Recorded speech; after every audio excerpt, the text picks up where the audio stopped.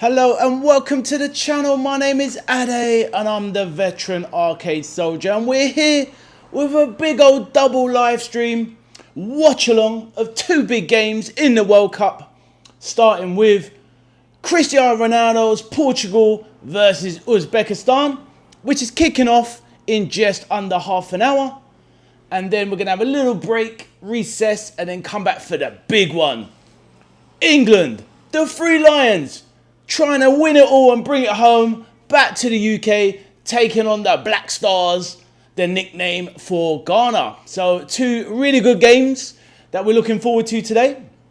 And here on the channel, obviously, we're trying to focus on having a very inclusive atmosphere, football fans from all different clubs, a non-toxic environment, friendly, fun, banter, questions, but having the football on in the background, commentating over the match, but chatting to people at the same time as well, sharing stories, experiences, and life lessons, etc.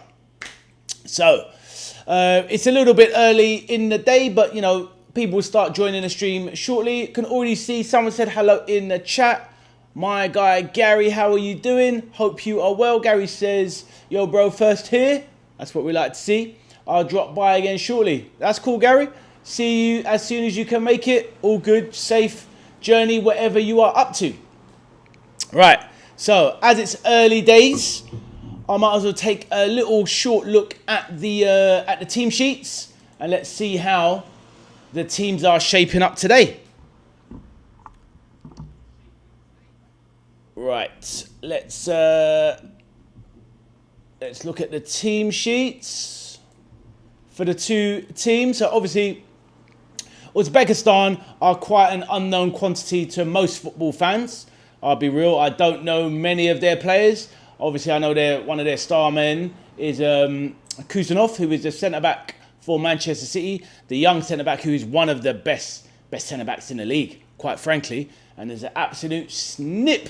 And I think they bought him for, what was it, about 8 million, I think? Which is an absolutely phenomenal deal for a player of that kind of pace and power, and long-term growth, and literally world-class potential, to be honest. So yes, the two teams are going to line up as follows. There's not really anyone in the chat at the moment other than Gary. So Gary, all good. You can listen to me going on about the teams, my brother, if you are there. So, starting with the two teams, we have Portugal, who are led by the soon-to-be departing Roberto Martinez, a manager I do not rate in the slightest, playing a 4-2-3-1 system. In goal, they have Diogo Costa. At right back, they've got the veteran João Cancelo. Ruben Diaz has made it back into the lineup, alongside the impressive Renato Veiga, so a solid centre-back pairing. Nuno Mendes, the world's best left-back. In midfield, you have João Neves and Vitinha, so that is basically the PSG midfield. And they are anchoring the midfield, protecting the defence. In front of them, you have Bruno Fernandes, the Premier League's best player last season, in the attacking central midfield row. He's flanked on his left by João Felix. He should be approaching his prime, but he was once the most precocious young talent in world football, but hasn't really kicked on, but is still a fantastic player. And then you've got on the right, you've got Pedro Neto of Chelsea, who is obviously a very rapid player, a very dangerous player with his crosses, etc. And up top, their main man and the world's most prominent footballer, the one, the only Cristiano Ronaldo up top. So that is Portugal's team. And I can see someone else has joined the chat. Hello, Arthur. Let me just say a quick hello to Arthur, the main man. How are you doing, Arthur? I hope you're well, mate. I'm just going through the lineup, so I'll be back with you in a moment. So, the Uzbekistan team. And this is a team that I am most definitely not familiar with. Their manager is Fabio Cannavaro, the Italian centre-back legend. I did not even know he was their manager. Playing a formation of 3-4-2-1. So we'll just rifle through these names because I have absolutely no idea about any of these players other than Kusanov. So they've got Nemetov in goal, Kuzanov playing at right centre-back, Abdulev and Ashamatov. Those are the centre-backs. You've got Karamov, Kamrabekov, Shukurov, Nazrulev, and that's the midfield. Then in the attacker positions, you've got Fazuleyev, Ganayev, and Shomurodov. So yeah, do not know these players at all. Right, but obviously the Portuguese bench is a lot more familiar. Nelson Semedo, formerly of Wolves and Barcelona. Diogo Dalot of Man United. Rui Silva, Francisco Conceição of Juventus. Gonzalo Guedes, Gonzalo Inacio of Sporting. Thomas Araujo, Trincao of Sporting. Jose Sá of Wolves. Gonzalo Ramos of PSG. Bernardo Silva, now of Real Madrid. Mateus Nunes of Man City. Rafael Leao of AC Milan. Ruben Neves, he plays in Al Hilal, I believe. Samu Costa. And then we just go through those Uzbekistan subs. Once again, absolutely no idea of these players. Alajanov, Amanov, Ergashev, Esanov, Eshimurodov. Right, a lot of ovs basically. So well, I'm not going to kill my voice. I have absolutely no idea of these players.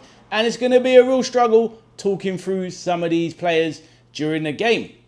But yes, Arthur, my man, how are you doing today? I hope you've had a fantastic day. And it is, well, absolutely scorchio today, blazing hot. So hopefully everyone's had a good day, chilling out at home now, gonna back to taking some football, maybe a few little ice creams on the go, a few cool drinks. And Arthur says, in caps, too hot. My man, it is absolutely roasting. It's been a real struggle today, can't lie. But and it's only going to get hotter, my man, over the course of the week. I think on Thursday they're talking about 38 degrees. So, yeah, it's going to be crazy. Got to make sure you stay hydrated, mate. Yeah, with the fire emoji on the face. Yes, steaming up. I know. It is absolutely crazy. And us in the UK, as you know, we are definitely not built for this kind of heat. But yes, hopefully there'll be plenty more coming into the chat. But it is an early one. I do find out a lot of the time around 5:30 when it's these kind of early kickoffs that it's a little bit early for some people, but it should definitely start to get a bit busier as the evening progresses. But yeah, how's your day been, bro? Let me know. Mine has been yeah, pretty cool. I got through with work early and now just back just in time for the game. All good. Looking forward to see if Ronaldo can actually score a goal in open play. Arthur says, can you turn off slow-mo, please? I can only message every 15 seconds. No problem, bro. I will do that.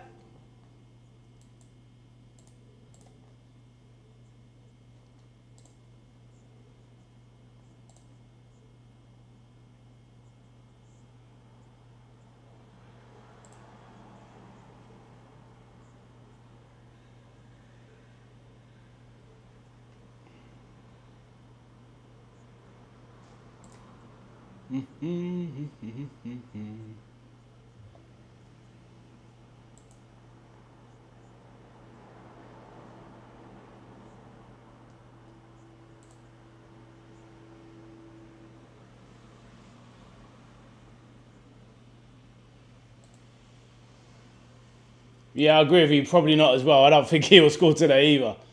I think he's just too past it, to be honest.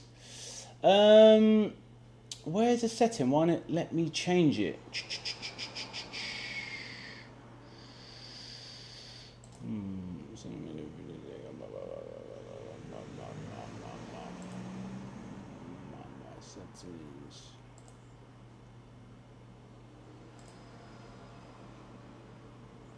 Give me a second and I will sort that out.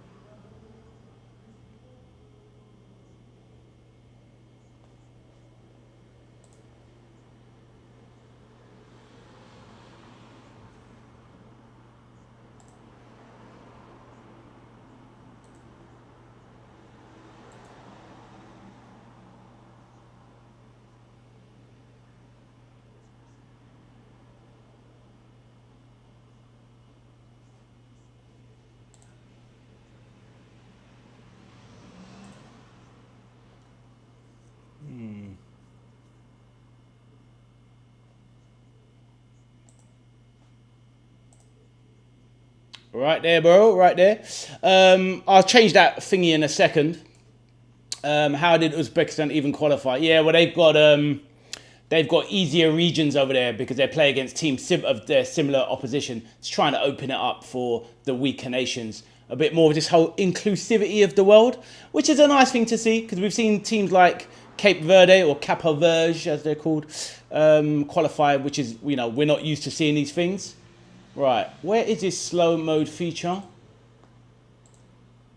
I see it when I set it up. But, yeah, annoyingly, I can't find it. They are, yeah, they're a little bit, well, they're trying, put it that way. They are trying. All right, slow mode, here we go. All right. Slow mode is off.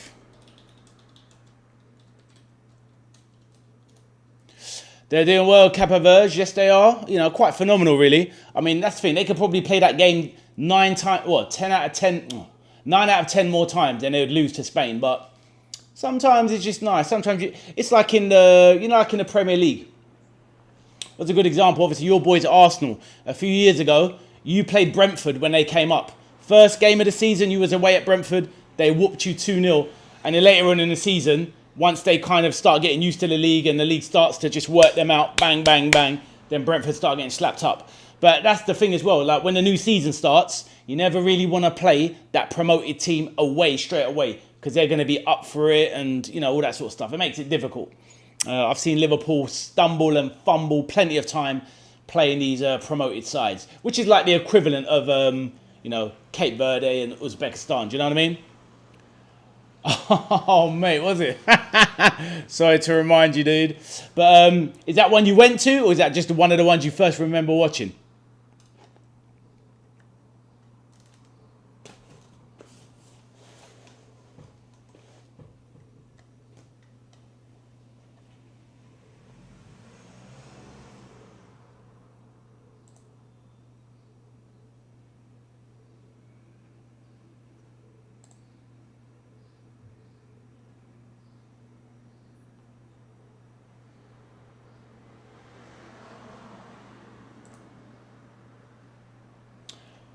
Arthur says, I was on holiday, I got into it because of Euro 2020. Ah, that's cool. It's always about that little introduction to football. And I think you was telling me yesterday why you started supporting Arsenal. I can't remember what you said now. Maybe it's a certain player, maybe. I can't remember, mate. You'll have to remind me. Sometimes it's difficult because you meet so many new people online and everyone's got their own story. And a man's mind can only hold so much. Oh, what is going on here? Oh, no, we don't want that. For sake.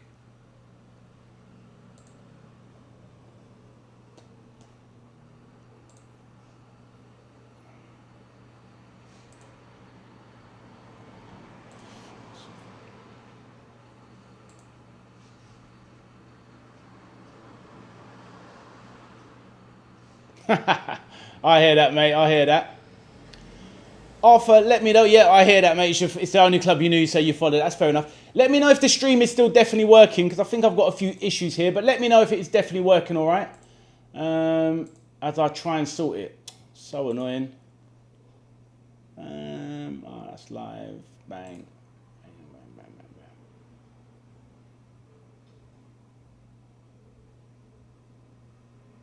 Excellent. That's what we love to see. Thank you very much. So have you had a good day yourself? Apart from the heat? Yeah, it's crazy. I don't know how the next few days are going to be. Going to be absolutely mental with the heat. But yeah, I'm going to be off on Thursday, so I'm looking forward to relaxing. So all good.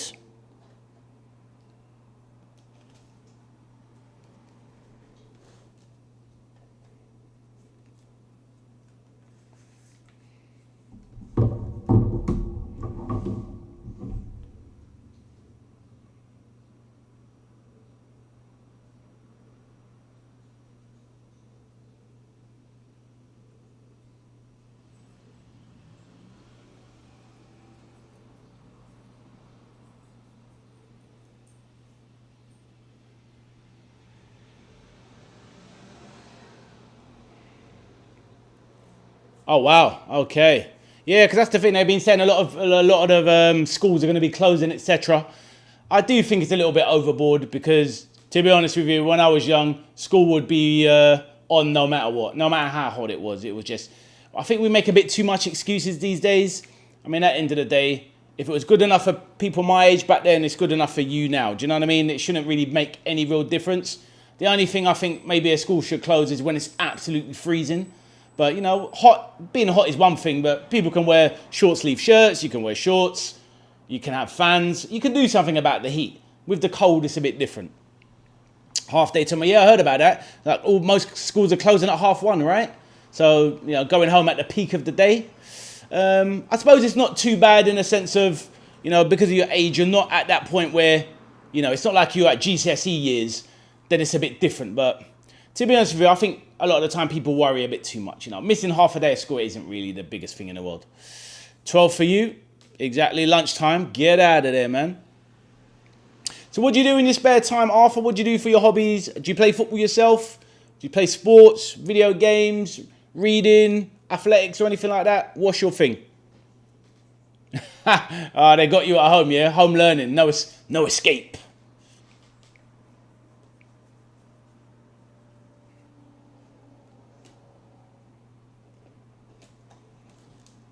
Oh, nice one. Excellent. Well done, you. What position?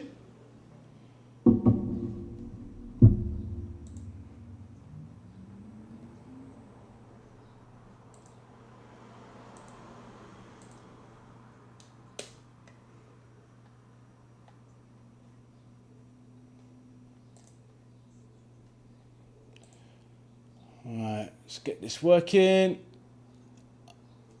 You play for your local, play Rocket League. My son plays, or he used to play Rocket League. He used to play it a lot, doesn't play it anymore. And then goalkeeper. Ah, fair enough, fair enough. And a year up as well, yeah? Well, hopefully you're going to be tall. You need to be tall if you want to go extra far in the game. While you're young, it's not so important, but you know what I mean? Hopefully you got them height genes in your family. Because if you don't end up hitting at least 6 foot, keepers, they're going to be looking at you like, who's this shorty in goal? But yeah, all good, all good. Yeah, my son used to play a hell of a lot of Rocket League. I think he got to Diamond League, I remember, Diamond rank. So yeah, he was all right. They're a semi-pro. Awesome, man. That's good. And that's the thing as well, with goalkeeper, and I'm sure you'll appreciate it as well, obviously it's good if you can play other positions, but goalkeeper, there's less competition. So you've got a real chance of pushing for it because, you know how it is. Most people don't want to be the keeper. But if you're good at it, yeah, diamond. Okay, are you one below? Okay, cool. What was I gonna say? Yeah, so that's good. That's good, man. Keep it up, bro. You never know. Maybe you'll be out there one day. But only one slot. Yeah, true. That's what I mean. Yeah, it's kind of obviously there's a better chance to make it. But like you say, there's only one spot available. But obviously the keeper, Brentford's keeper, Keith Kelleher, used to be at Liverpool. While he was growing up in Ireland, he used to play striker, which seems crazy to me. But obviously he didn't make it because he probably wasn't good enough. But he's ended up as a goalkeeper. So it's just so random, right? How football, and you'd think that most people, you've got to be at a certain level while growing. But I think he was about 17, 18, realised he weren't going to go any further than winning goal. Just seems mad. But it is what it is.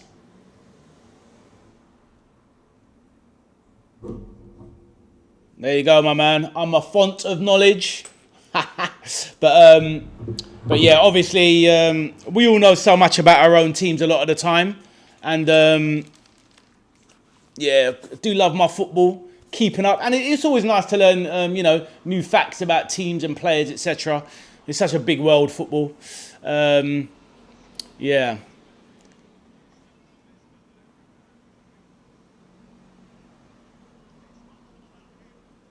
So how long have we got? 8 minutes to go. What games do I play?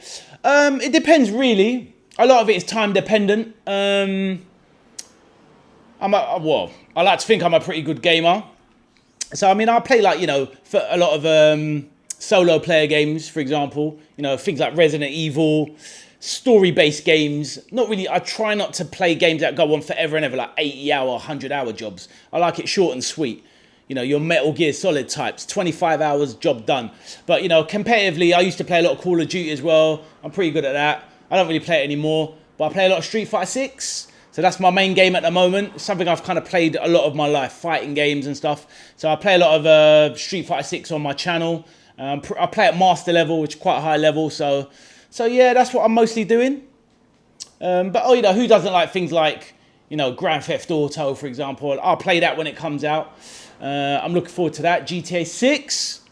So I'm sure, like yourself, probably, most of the people in the world are looking forward to that game. So we shall see. Do you play anything else?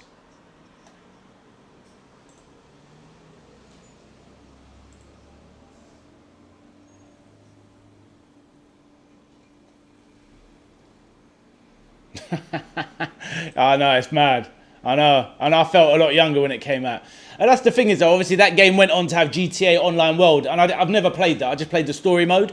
But I've seen my sons playing the, you know, doing all the heists and all that sort of stuff. So I said to myself, when GTA 6 comes out, I'll play the story game and then I'll get into the online as well. Because I think it'd be quite a cool game to stream. Especially if you find some people that like playing the game as well. Can kind of do it on... Because when I play my games, I do a lot of it hosting it on Twitch. And then I upload the videos to YouTube. It's not as popular as football, but, you know, at the end of the day, you do it because it's your passion, you know what I mean? So yeah, I definitely want to get into some online GTA 6 when it comes out. But yeah, for the time being, I'm happy to do my Street Fighter 6 and just, yeah, keep it moving. Arthur says, not really, maybe FIFA and Among Us. Oh, fair enough, yeah, because you was talking about Among Us. You watch Kick more than Twitch. Oh, okay.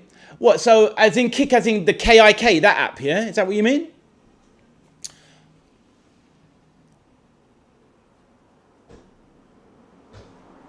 Ah, okay, cool. I didn't realise that it was even that popular on... I didn't realise it was popular for gaming, but fair enough. I'll tell you what, FIFA or EA Sports FC, I used to play that like a demon. I played like from about FIFA 14, 15...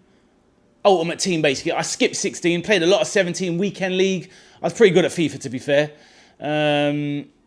But yeah, I just think that it's got a bit boring now. It's got a bit stale, for me personally. Every year, the same old thing, and the online just gets worse and worse. So, do you see what I mean? Yeah, exactly. There you go. And I don't know when you started playing FIFA. Maybe you started playing when you were 7 or 8. But honestly, Ultimate Team, when it first came out, was excellent. But yeah, they've just... It's like anything, Arthur, in life. Whenever these companies, they have something successful, they take it, they milk it, they run it dry, they kill it to the bone, and then it's just left with... Literally, if you just loaded FIFA now, it's just the same as last year. And then it's exactly the same menus, same everything. It's actually tragic, really. Such a waste.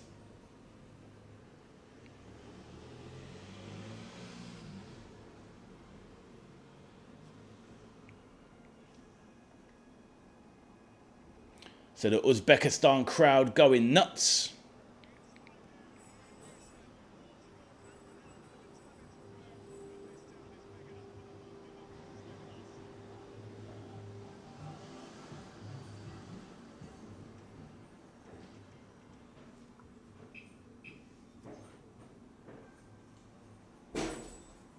Exactly, so true. That's exactly right. Every year, and the prices of the games to go up slightly more, and they take a bit more away. It's disgusting, really. Peter, my man, how are you doing, bro? How have you been surviving with this heat? It's been absolutely boiling, my man. I hope you've been good up in Liverpool today with the heat. Arthur drops the big boom boom, the big tens. But yeah, Arthur, it's a real shame because, I mean, football is my favourite sport, which is kind of obvious because a lot of us, this is how we've met here. But like back in the day before FIFA, Pro Evolution Soccer, it's obviously called eSport, ePES now, or whatever it's called, eFootball, sorry. That game was unbelievable. It was way better than FIFA. I used to love that game. I think that's the game I played most in my life. Basically, PES, Pro Evolution Soccer. Check this out. When I was at school, I used to play the earlier version, and it was called Winning 11. And I used to play it in Japanese. So all the menus would be Japanese. And I would work out who was who. You had the original Brazilian Ronaldo in the game. And Roberto Baggio, famous player, Italian ponytail. Peter will definitely remember. And I used to play, navigate the menu system in Japanese. That game was sensational. But yeah, but like as usual, they advance it and they ruin it. And then it becomes worse off. But it is what it is. Right. Let's get the predictions in the chat. Let us know what you reckon of this game. I know, Peter, you're gunning for Uzbekistan. But let's get the predictions in. I think it will be...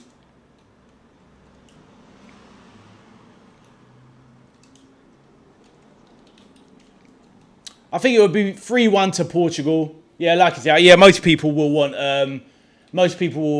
Uzbekistan to pull off a shock. Right, Arthur's not messing about. He's going for the big 5-1. I reckon the only way Ronaldo scores, though, is if he gets a penalty. I don't think Ronaldo will score an open play. I made that prediction start of the tournament. He won't get a goal in open play. But, yeah, we shall see. But I'm going for the 3-1. Peter says, I think LFC has an interest in Faizuliev, who plays for Uzbek. Fair enough. I'll be keeping an eye on him. He plays up top. Oh, Abozbek. Okay, cool. I've heard of Abozbek. I didn't know that was his surname. But, okay, let's check him out. Left winger. Cool. Who even is that? I know, man. Well, that's the thing. We have to put a little respect on these guys' names. They're at the World Cup after all. But, yeah, I've kind of heard of the name. But I've never really seen the player at all. So I think that's the beautiful thing about the World Cup. You can get to see players that you've never seen before. And, yeah, all good.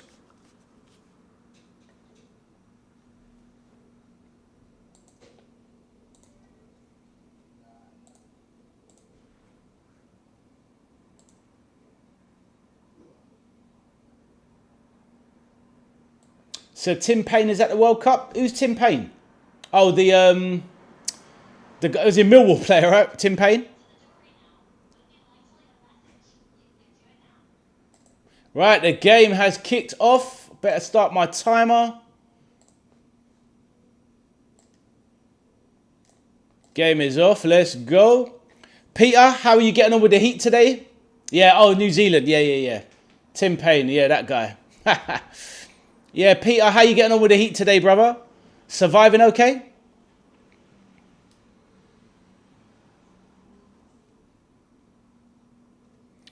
Pedro Neto is so rapid. Jeez. Imagine this guy's had double injuries to both knees and he's still rapid.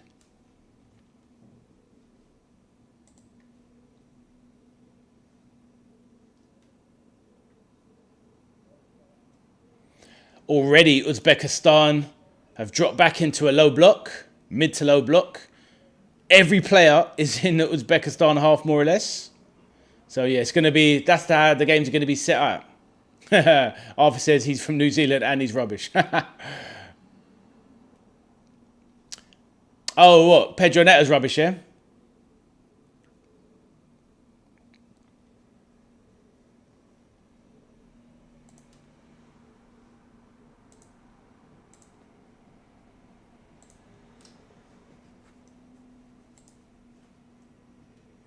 Peter says, dodging the heat, just went out once. I hear that, mate. Yeah, you got to take it in this heat. Arthur's not having the Chelsea boys. Arthur, actually, that's interesting. Seeing as you're a younger fan, obviously being an Arsenal fan, who do you consider Who do you consider your main enemy team, or the team you dislike the most, or who is your biggest rival? Because I have an interesting idea for a video what I've been planning to do. Yeah, Peter says, yeah, back 10. Yeah, I know, mate, exactly. Back 10, exactly. But on the break, you know, Bruno Fernandes, oof, nice turn and spin there. Drag back. Is that a corner there? He should do better there, Bruno Fernandes. Arthur says Man City and Spurs. Okay, fair enough, mate. Fair enough. Because I've got most of my friends are Arsenal fans. And yeah, obviously Spurs. But a lot of my Arsenal friends that are fans of Arsenal, they hate Chelsea above everyone, which is quite odd. Obviously, Man City, they've cost you a lot of titles in recent times, so I can understand that. It's a new age rivalry. And what you'll find as you grow older in life is that you'll always despise Man City now. You'll always hate them the most. For me, it's Man United all the way. Ugh. And funny enough, a lot of my Arsenal friends, they have Man United up there because before you were born, you know, you had the whole Alex Ferguson, Arsene Wenger era. So Man United are just despised by an older set of Arsenal fans. Oh, and Peter hates Spurs. He despises Spurs. 2010, yeah, exactly. Well, they're saying that with Arsenal and Man United, it's probably really, the real era was 97 to 2004. That was the real era. And then after that, you know, Chelsea and Arsenal were going at it. Nuno Mendes burst into the box. And Ronaldo has a great chance. 7 yards out. Misses it. He goes like that to the camera, but he's got to score that. Mendes, perfect cross. Let's have a look at his chances again. Mendes, perfect ball across. Ronaldo, he's watching it all the way. He's just a yard off it. It's the age. A younger Ronaldo connects with that and scores with ease. Should be 1-0 Ronaldo. But it's just, look, great player, but he just passed it. Simple as that. Arthur says, my mum's side are all Spurs. Did they originally come from around that way, from North London, Arthur? And then they've eventually moved out to Surrey? A lot of people are like that. Start off in a certain part of London and they kind of edge out to the counties. But Ronaldo, big chance already. Fluffed his lines.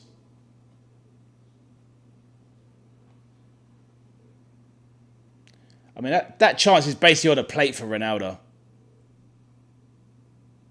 Bruno Fernandes tries to whip it into the box. Oh, Essex always. Oh, okay, I see. Fair enough, fair enough. So your family from Essex, they've basically gone all the way over down to Surrey. But,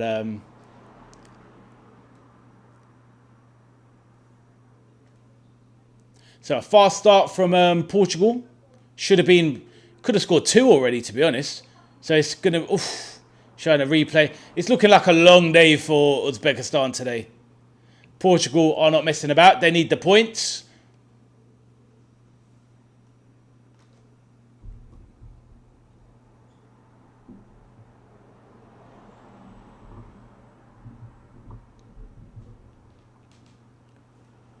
One 0 already? What exact timing are you on it? Let's not spoil the stream. Unless you're miles in front. But actually, let me know exactly what second you're on. All right, Neto. All right, Neto. João Cancelo. Drifts past one. Into the box. And there it is! Cristiano has announced himself. He's already shouted exactly what I said. I said he wouldn't get a goal this tournament. But he's obviously made me eat my words. He's dropping the big old celebration. Wow, the crowd going bonkers for the main man.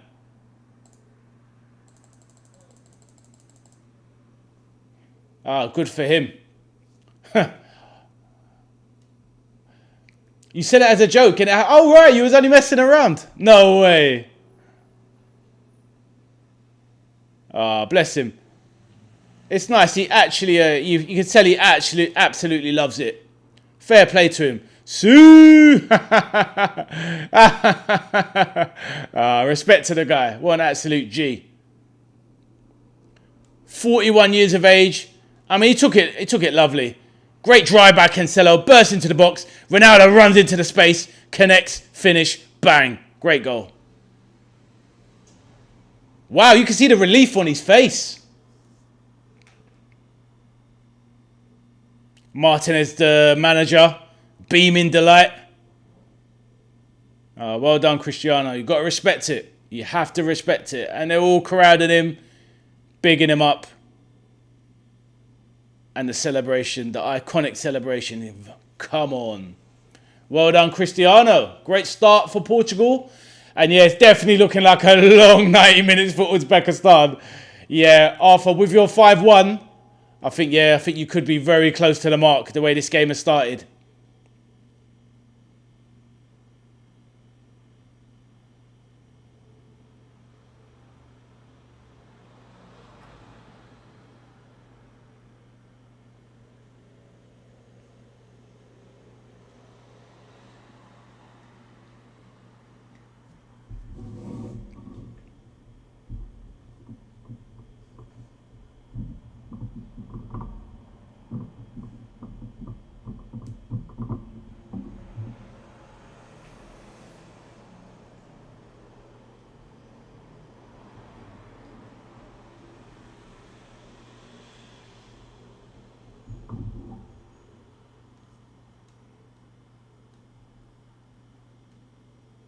Hello, Gary. Welcome back, mate. How are you, brother?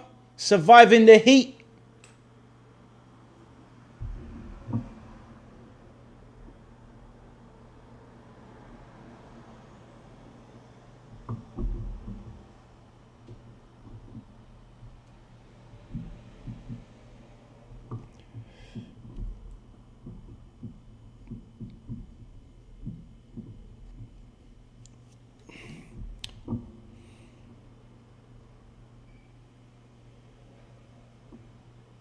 So Nuno Mendes with a throw here.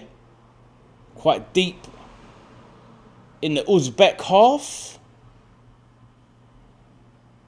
Oh, that's a nasty challenge there. That's surely going to be a yellow. Nasty challenge by Karimov there. Gary says, just about. Mate, stay hydrated, bro. Especially with the England game coming up. It's going to be a hot one. Yo, Felix taken out there.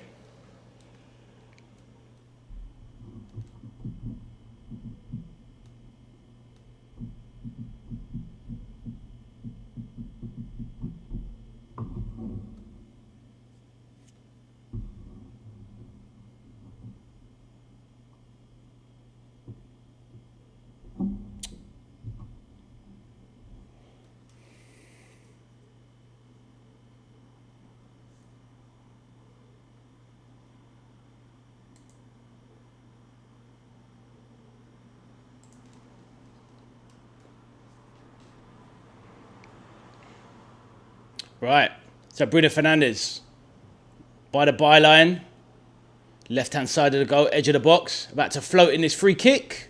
Right, floats in the free kick here. Keeper, nice save there, good punch out. Out to João Cancelo, fires it at the keeper.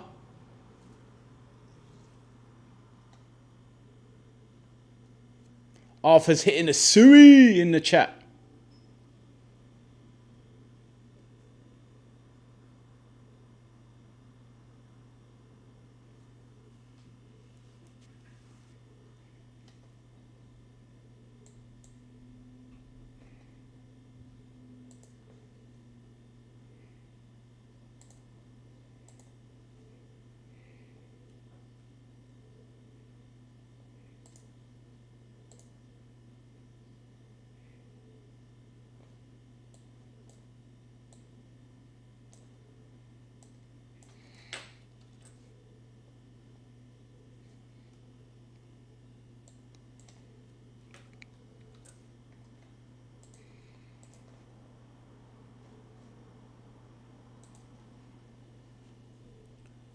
As soon as Ronaldo touches the ball, the crowd lights up.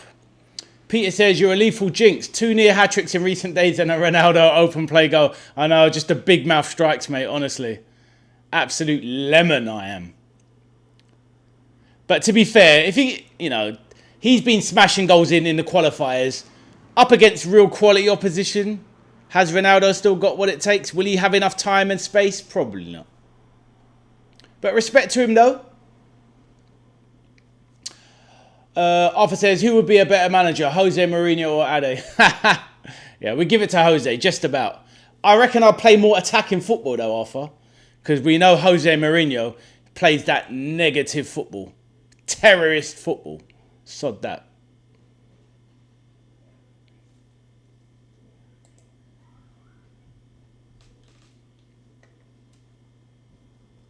But yeah, Portugal... Portugal well on top here, running the show.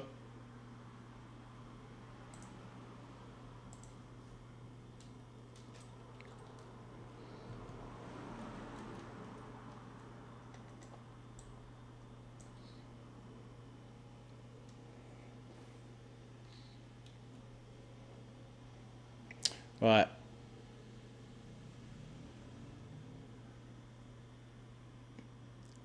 Right. Ooh. Could have been played in there.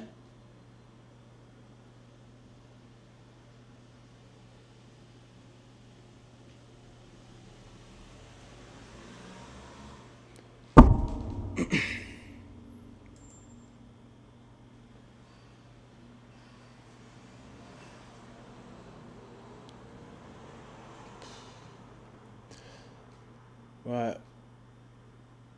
Pedro, edge of the box. What's he going to give? Ooh, yellow. Ronaldo nearly sizing up a penalty.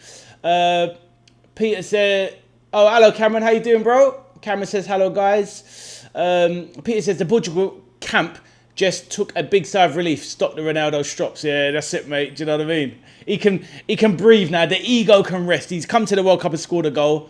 He can say, look, I did my job. I did my job. Arthur says, no, Abdul, so I'm the only one talking. Hey, Abdul, see you, man. How you doing, bro? Peter says, hello to Cam and Gary. Evening, chaps. Abdul, how are you? Like and subscribe. That's it, my man. Abdul, how are you doing, bro? Are you watching the game? See that the old man Ronaldo has, lifted off the World Cup. Yep. Portugal won. Uzbekistan 0. Yes, love to see the collaboration, guys. Abdul says, hi, Peter, how are you?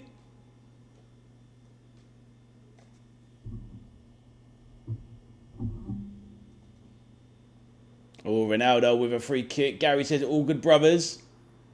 Sui to take, that's it. No one's going to take the ball off of him, are they? No one's going to take the ball off him. But yeah, thank you for saying that, Abdul. Everyone, yeah, if you don't mind, just quickly closing the chat. Hit that like button. Be much appreciated. Anyone new in the chat, please say hello. Introduce yourself. We've got a nice little chat going on while the football's going on. As Ronaldo, CR7, is about to take it. They've got the draft excluded down for the free kick. Ronaldo concentrating. People in the crowd with the phones out. We must catch the moment. How about you just watch the game and enjoy it for what it is? Ronaldo, basically 19 yards out, just outside the box. They're going to try and backheel it to give him a bit more room to lift it up and down. It's a bit too close. What's he going to do? It's just a blaster, really. He's not going to be able to get it up and over the wall from there.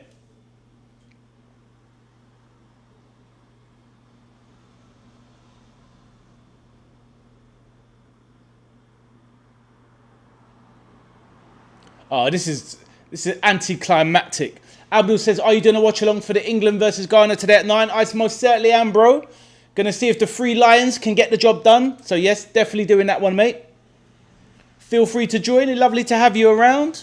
Because you're the main man. You know your football. And you're a Liverpool fan as well. So why not? All right, Ronaldo. Steps up. After all that, oh, what a strike, disguised it. Nuno Mendes, that was very clever. The whole world thought it was going to be Ronaldo. But it was Nuno Mendes, that was brilliant. So clever. I tell you what, Ronaldo deserves an Oscar because ultimately he was giving it the eyes like he was the only man to take it. But Nuno Mendes on the side there just ran in there and took it and tucked it away. That was absolutely lovely. Arthur says, bang, Nuno Mendes. That was brilliant. Honestly, if somebody had said to you that that Ronaldo wasn't going to hit it, you would have thought, nah. So clever. Oh, keeper, what are you doing though? He just didn't expect the taker. That's what's beating him. Oh, he's come out of nowhere. He's blinded by the wall. He's probably watching Ronaldo behind the wall.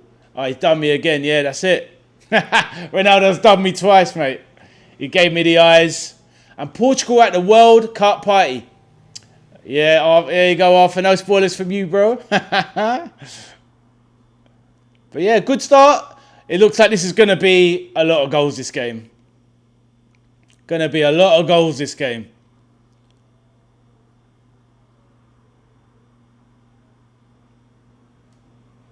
Peter says, what lottery numbers Defo won't win this week? Yeah, look, I'll write them down. Yeah, Peter, these are the ones that are definitely not going to win.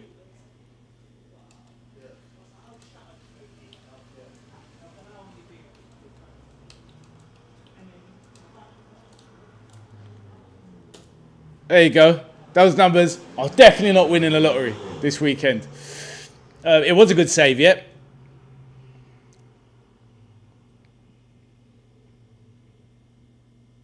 That's the thing. With these smaller nations, once they go behind early doors, it is a problem for them. And the lucky 40... Abdul, the weather, me personally, yeah, it's been a bit difficult today, but I've managed to have the aircon on a fair bit, which is good. But yeah, it's tricky, I cannot lie. This evening is all right though. But yeah, it's going to be hot over the next couple of days. Apparently it's going to reach up to 38 degrees on Thursday. 38 in parts of the country, which is wild. Peter says, noted. Arthur says, the S word.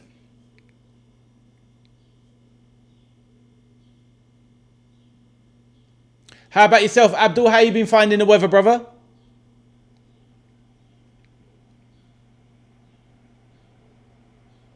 Oh, lovely turn there by Nuno Mendes. Tries to nutmeg a player. Karamov there. Lovely turn from him. It is nice weather. It's definitely nice weather. Peter says, I'm not keen on the heat, Abdul. I like the April months. That's the thing. We're all built differently, Peter. We're all built differently. After said, no, I did not say the S word. Technicality, mate. Technicality. You got me. That's the thing. Obviously, the weather is different for everyone. Do you know what I mean? It's like probably myself and Abdul, we've got the genetic cheat code that kind of helps us a bit. But saying that, even people with darker skin sometimes don't like this weather. I love it to a degree. It's just not nice when you're in the city. I mean, London is extra hot anytime, you know, compared to most parts of England. Whatever degrees you get around England, it's usually a couple of degrees warmer in London. Oh, nice play from Portugal. Edge of the box. Nuno Mendes fires a crossing, but it's cleared.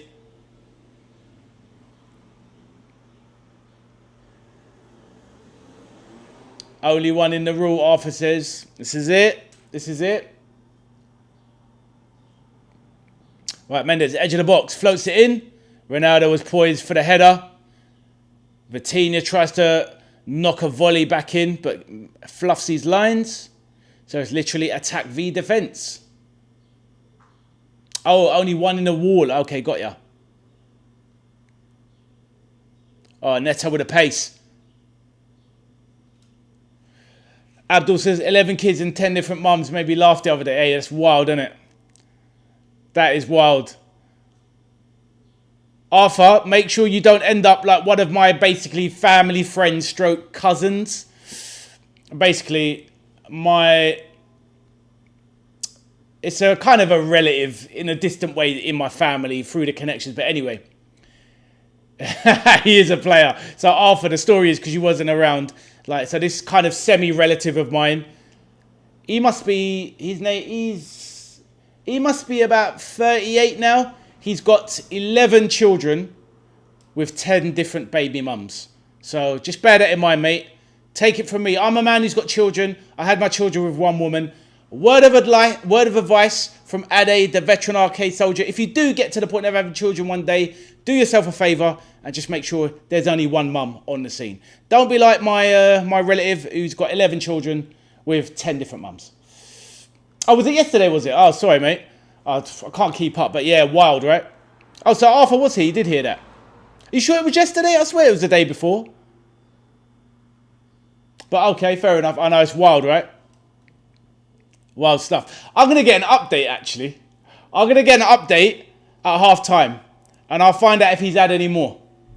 So, yeah, actually, that reminds me. I'll do that now. Yeah, Arthur says, don't remember. Abdul, I don't know if it was yesterday. I think it might have been on a different day. But I'm going to message my nephew, who will find out for me.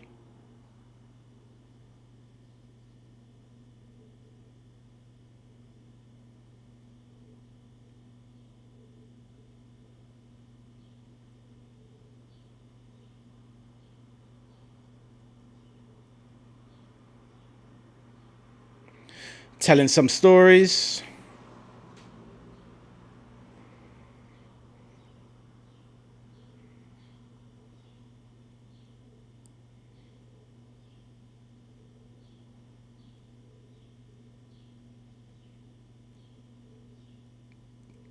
Right, I've reached out to my nephew. He's going to find out for me. Oh, you do remember Arthur? Okay, got ya. Oh, so it was yesterday. Oh, fair enough. Apologies, Abdul. You're the main man, you remember. Honestly, I'm so good at remembering stuff, but I tend to waffle a bit. So yeah, it is what it is. I've got too many stories in my life. Arthur says, "Are you doing Canada, Switzerland tomorrow?" I'm not tomorrow. No, I can't tomorrow. I've got to be doing something. Sadly, Abdul says he must be loaded. He's either loaded or he's staying one step ahead of the child support services. Put it that way. Peter says, Abdul, can you remember the name of that LFC channel from that chap in Leeds?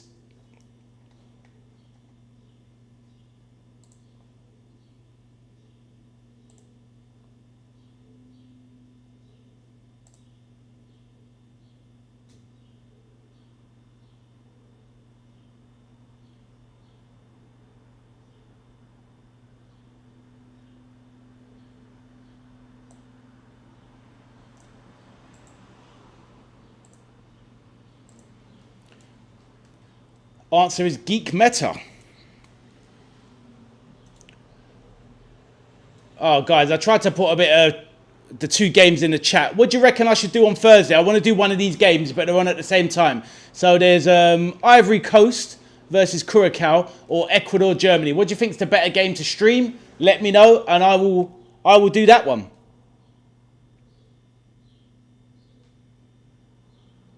Abfield Irishman. He is from Waterford Island.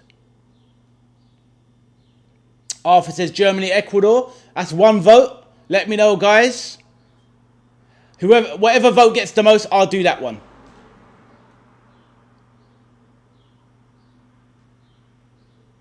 I think one is a bit more of an obviously more competitive game. But in saying that, you've got Yan Diamande playing against Curacao. So it might be interesting to see what he's all about in that game. But Germany, Ecuador, you would imagine, is a more competitive game. That's true. Could flick between them, actually. Yeah, you're right. Could flick between them. Yeah, good point, Arthur. Yeah, could do.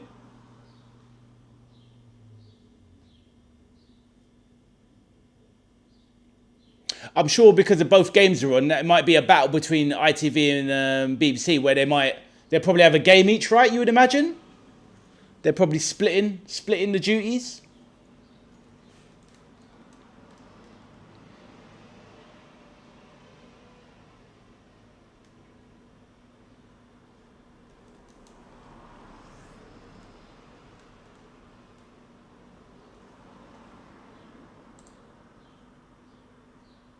Arthur says no other votes, so I win. There you go, mate.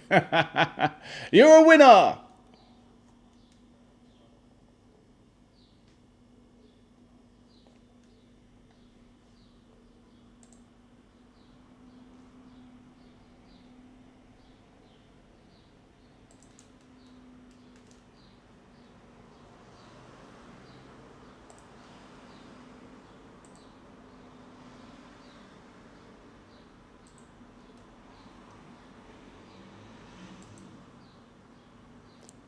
Ruben Diaz back to Diogo Costa. Lofted clearance into the Uzbekistan half. We were pushing forward a bit.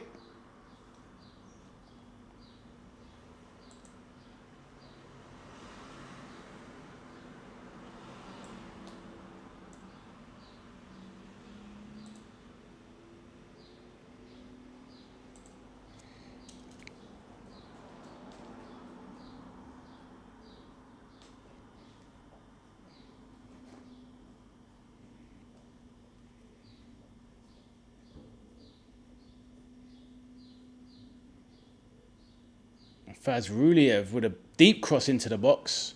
No one comes onto it.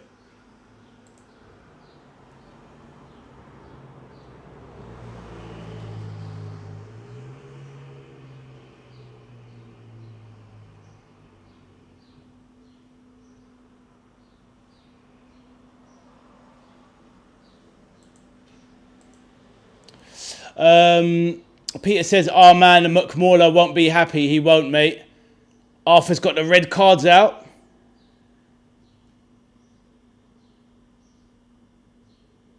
Yeah, he won't be happy with this scoreline for sure. But I'm sure he expected it. He's a reasonable fan.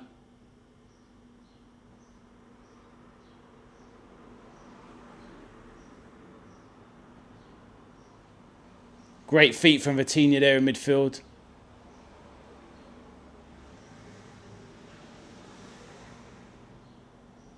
Oh my days, what a goal that is!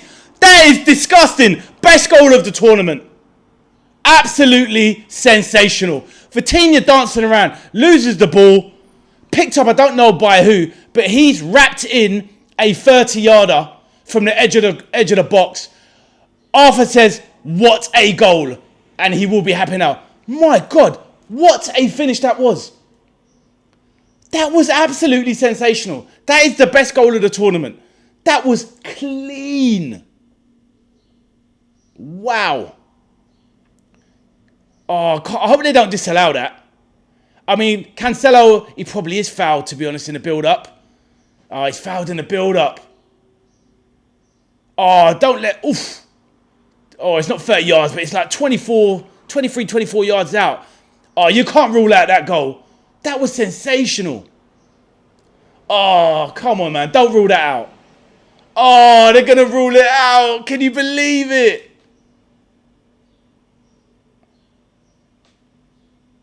Oh, come on, bruv. Oh, that sucks.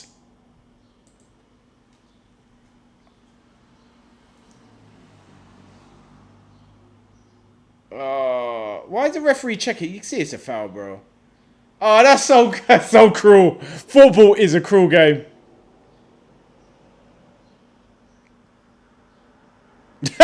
You see the way?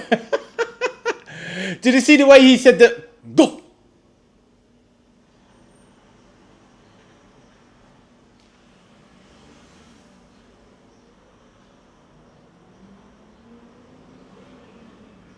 What a goal that was. Oh, honestly. I mean, it had to be. It was a foul, to be fair. But that strike was absolutely sensational.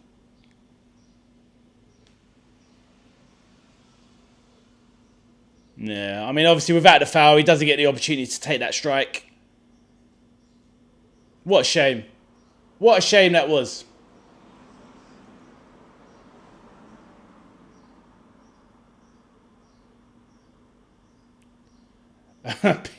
Peter says McMauler definitely won't be happy now. Yeah, exactly.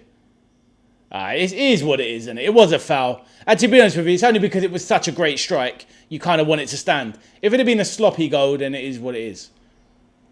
But yeah, this is it. This is it.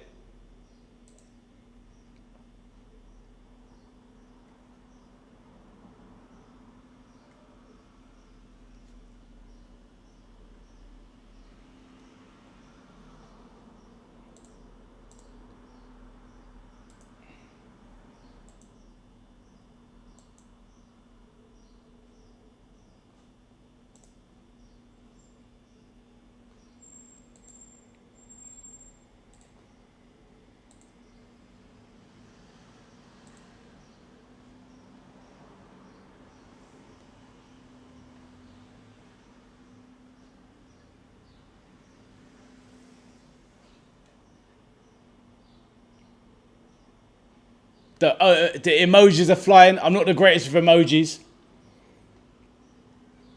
I need the basic emojis, Arthur. I can see a cat in a box. And some hands doing something. But I trust you though, Arthur. I trust you. And Arthur, seeing as you're the first Arthur on this channel, you are hereby decreed to be King Arthur. Ah, go, go, go, go, go, go, go, go, go, go, go. Right, deep cross into the box. It's a deep cross. And it's off. Right, I'm still waiting on the update. As soon as I get the update about my, like I said, my loose relative with the 11 kids. Abdul, if you're there, I'll give you the update if there's been any more kids, mate.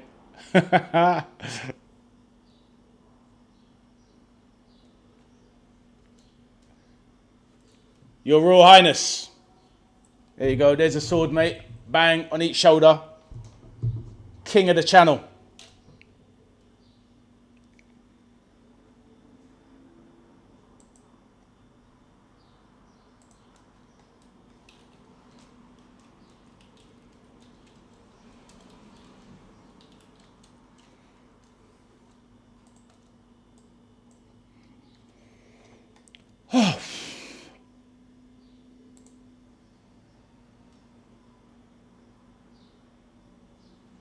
Right, Uzbekistan have had a lot of the ball the last 6-7 minutes. Portugal seems to be resting on their laurels.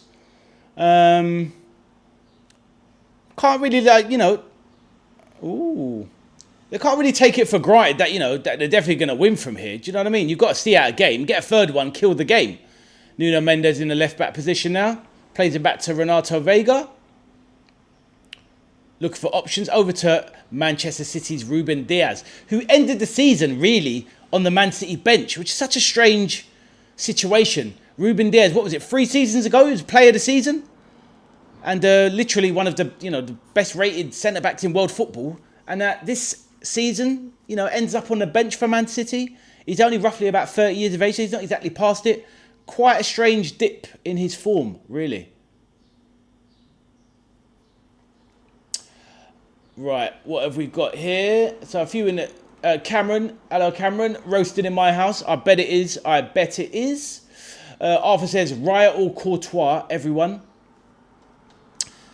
It's a difficult one. I mean, if it was a... In my opinion, Arthur, if it's just a one-off big game, definitely Courtois. I mean, you got to say Courtois. The thing with Riot, though, is that he's always fit. He never misses a game. And look, as a Liverpool fan, Alisson, love him, but he's missed about 2/3 of a season over the last 2 or 3 years. He's missed so many games. So if Raya's available every game, it's hard not to go with Raya. And Courtois, the injuries are catching up. But I think overall, you've got to give it to Courtois. But Raya, fantastic keeper. He's definitely gone up in the last few years. And I think that's a player that's getting better and better. And obviously his age now, Raya, what is Raya now, about 29? He's approaching his peak. So he's definitely in the top. He's definitely in the top 3 or 4 keepers in the world. The mad thing I'd say with Raya, and the one I do not understand, and this is crazy about world football, is that Raya is not even the Spanish #1.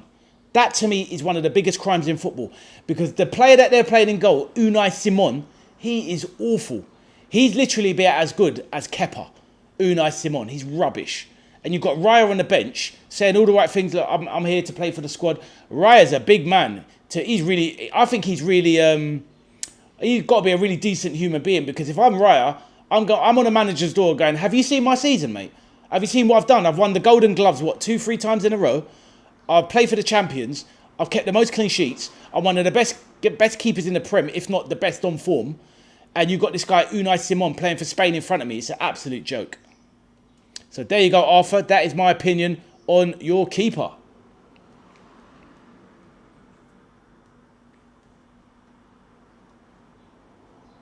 Yeah, tell me about him, mate. Unai Simon is tragic. He's rubbish. And you know what's annoying? You know when they go, oh, but he's a good shot stopper. Well done. Do you know what? You know the bin man that collects my bins? He does a good job emptying the bins, because that's his job. You know, a shot stopper. That's what a keeper's meant to do. What makes us a really good keeper? Be available, make saves that others can't, and obviously, you know, have a good distribution is a bonus. But be a great shot stopper, pull off the saves that nobody can, and just be available. That's it.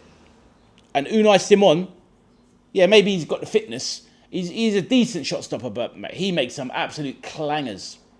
Hey, Mauler, how you doing, bro? Welcome to the chat. And Mauler says, welcome to our world-class live, guys. Yeah, we were just thinking of you, bro, when the goal went in. Did you see it? Or obviously you heard about it. But yeah, it was a great strike. But yeah, it was ruled out, unfortunately. But it would have been a fantastic goal.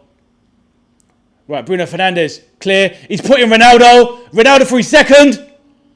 Ronaldo, number 2.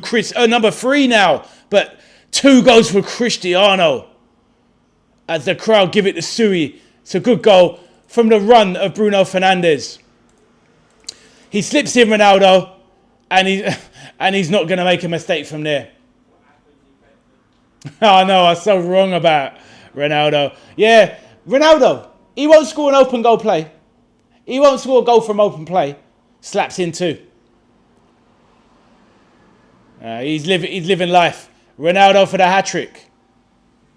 And he's milking the applause. You got to respect him. Yeah. He's bigging himself up. He's loving it. Respect to him. McMorla says it's okay, all good wish. I hear you, bro. You're very magnanimous. But Bruno Fernandes, not trapped. No one puts in a challenge. Ronaldo peels out wide. Great finish. Keeps it low. That's a brilliant finish. Tucked it across the ground. I thought he'd blown it, but yeah. Oh, it's precision. It's like a laser straight into the corner. Cristiano. No problem. McMorla says, but I want to see Neves shut mouth up. Yeah, about Ronaldo. For disrespecting elders for these world things. Yeah, I hear you, man.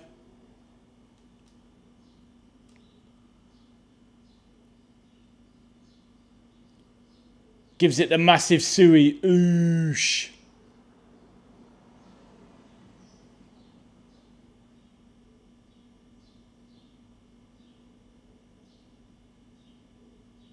Respect. You'd imagine Cristiano will get a hat-trick. You would imagine. It's in the stars now.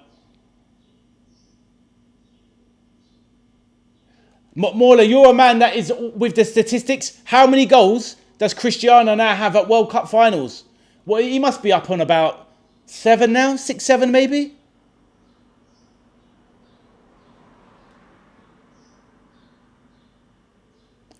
He's on 10 now. What, Ronaldo's on 10 World Cup goals? Wow. Oh, wow. Pretty incredible, really. I didn't think he was that high. Oh, it just came up on the screen. Okay, fair enough. I must have missed it. Well, clearly I missed it. But okay, respect to Cristiano. He's at 11th. He's at 11th place with Kane. He won't be overtaking Harry. Well, he might overtake Harry, but Harry will be ending in front of him. Well, actually, you never know. Harry Kane might not have another World Cup in him, to be honest. He's 32 already. There's no guarantees he'll be around at 36. He could do, seeing as footballers seem to be playing a bit longer these days. Maybe Harry can be around for one more. Saying that, with our strikers in England, we don't really have anyone really coming through, young strikers. So maybe Harry will be around in the next World Cup. Right, ball comes to the top. Oh, my days. Yeah, Felix, that was a crap shot, Arthur. That really was. He could have looped that back over for Ronaldo for an easy header. Peter says, careful you don't destroy Harry's career, ads. Yeah, very true.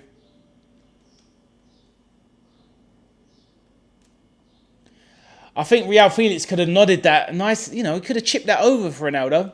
You're talking about a first half hat-trick there. But maybe João Felix... I thought João Felix was going to be... That's probably where the cursing started. I thought João Felix was going to go on to become one of the world's greatest players. He's got all the ability, but he clearly does not have the mentality. Lovely turn and spin there from Vitinha. Bruno Fernandes now. Ronaldo's outside, lays off. João Felix, he tries to drift past the defender, but can't. Renato Vega picks it up.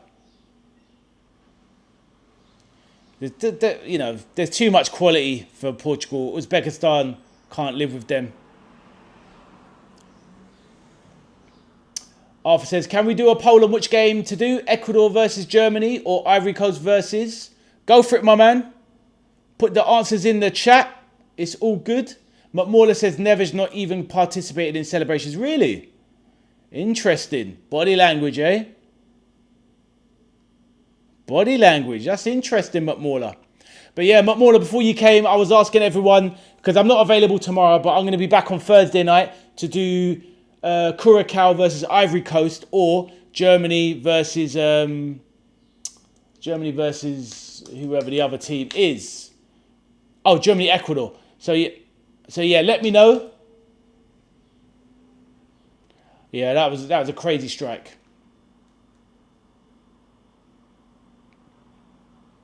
It's literally got to be the most perfect strike to score from there.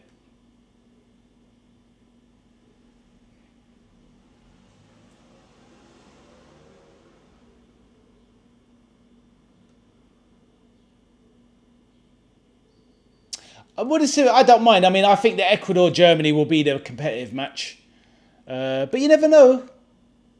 You never know.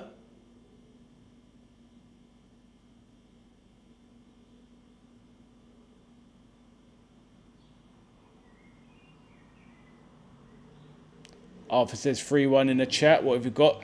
Big kick out from the Uzbekistan keeper. Lovely turn and spin there. Nuno Mendes loses the ball.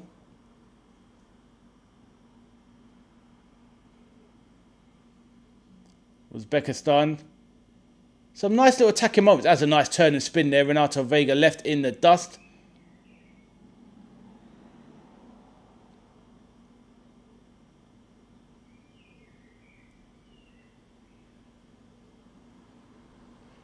Bit of a controlled play here.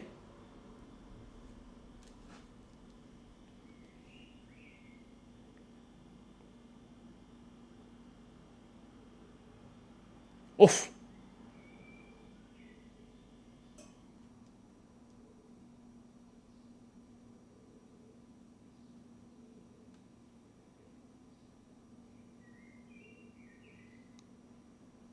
Renato Vega.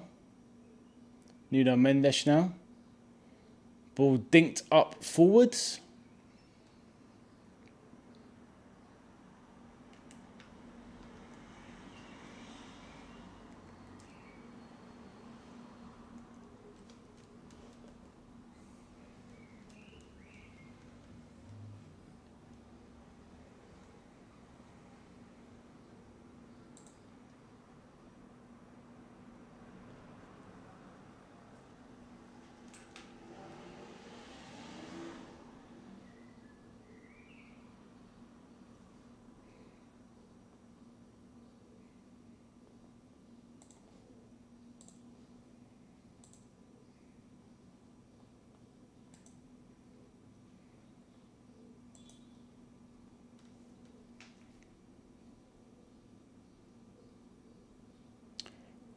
So controlled play here from Portugal. It's kind of at testimonial pace, this.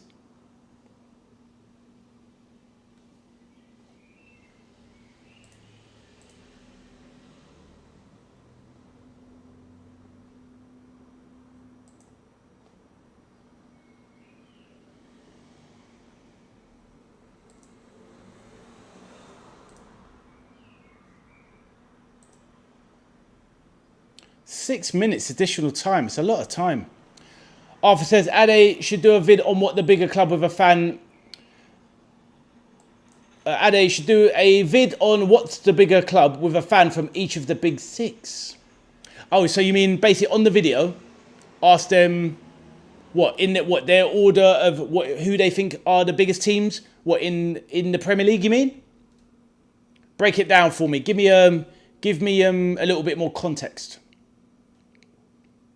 I've actually got a plan to do something I think similar along those lines actually.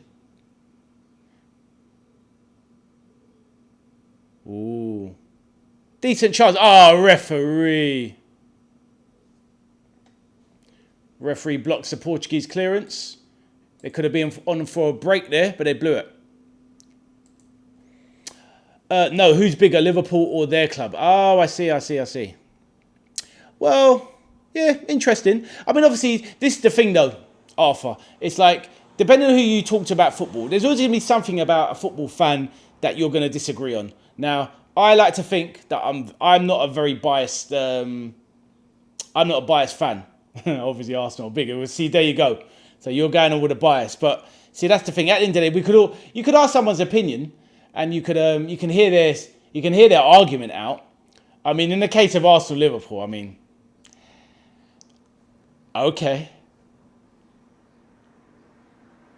I might want to point you towards the Liverpool trophy room. You know that section in the corner that Arsenal don't have. You know the one that's got big ears. You know the big Champions League trophy, and Liverpool's got 6 of them. So you might wanna rethink that one. Oh, here he is. Here he is. Let's not do that dance. The thing is, youngster, what you have to appreciate is that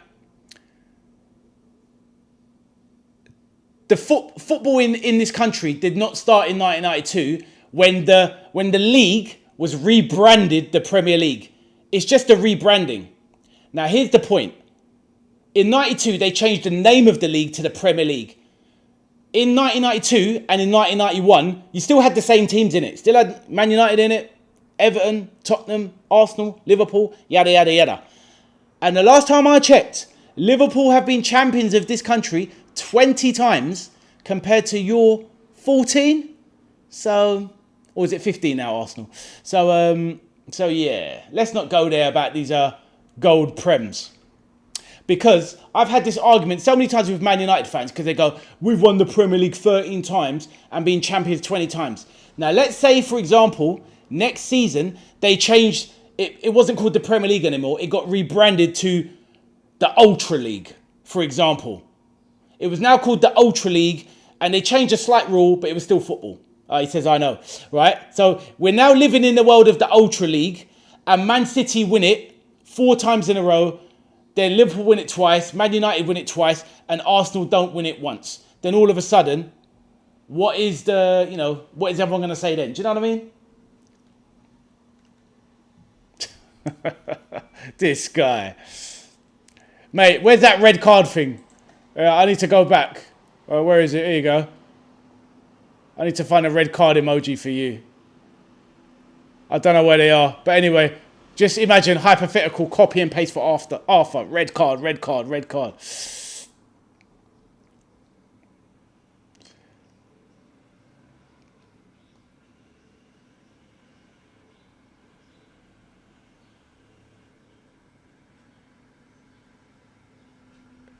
Yeah, Rick, he sent himself off, yeah. Sorry, Pete, I missed your message earlier. You said, let's have a look. Joe into the box, Ronaldo! Is he go down? Is he going to give a penalty? Oh, he hit the post with a chip, he lobbed it, but does ref give him? Oh, no penalty there. That might go to VAR. Peter talks about, I think the first rebrand game on TV was Forest v LFC, and Ian, I remember that game. Peter, I remember that. I remember that result, should I say. You're right.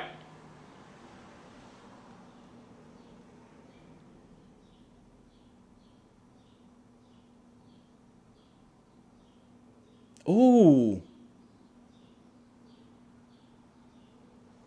Wow, and he still nearly scored on the rebound there.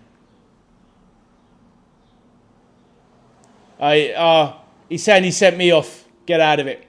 Now, obviously, we were talking yesterday about size of clubs. Honestly, it's just in my opinion. Obviously, in my opinion, the 2 biggest clubs in this country are Man United and Liverpool. That is factual, as far as I'm concerned. After that, you've got Arsenal. I think those are the 3 traditional biggest clubs in England. And then after that, I think it's all a much of a muchness.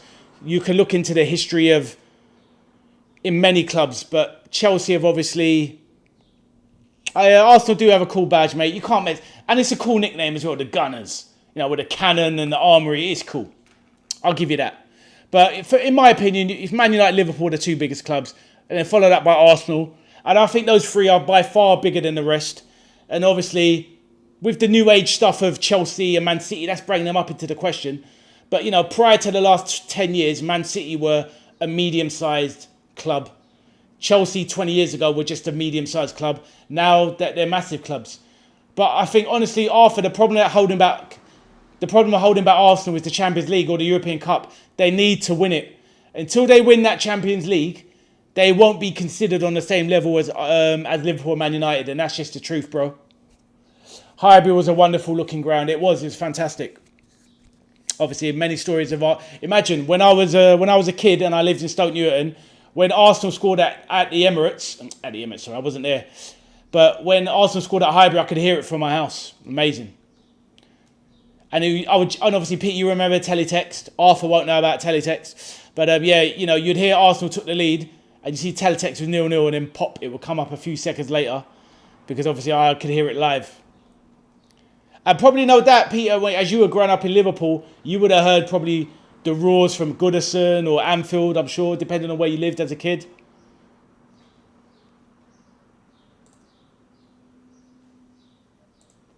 Right, let's stop this clock.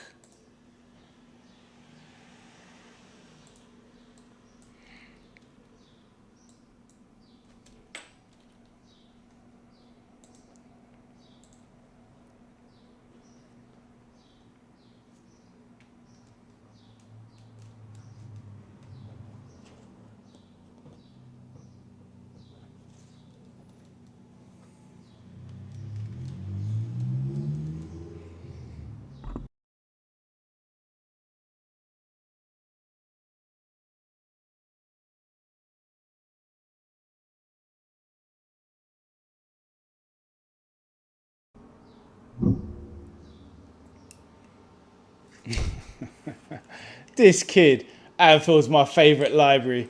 Well, you know, a bit like a library, you know, that is miles away. You don't ever get anything from our library. Just remember that, Arthur.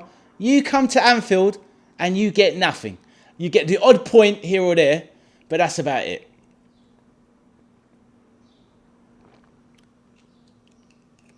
But yeah, I'm trying to remember the last time Arsenal came to Anfield and won. Peter, can you remember the last time Arsenal came to Anfield and won? Don't know. Was you even alive, Arthur? Probably not, mate. But we've been to the Emirates and we've taken points. Just remember that. Peter says, no, too far away. You can hear the new Everton Stadium from across the Mersey, though, on New Brighton Promenade. Oh, okay, fair enough. Is that because the sound travels in water, so it's easier, maybe? Oh, no, I know, mate. I know, exactly. Now, we don't talk about 89. We don't talk about 89. Devastating. Absolutely devo. Gotta love the football banter, though.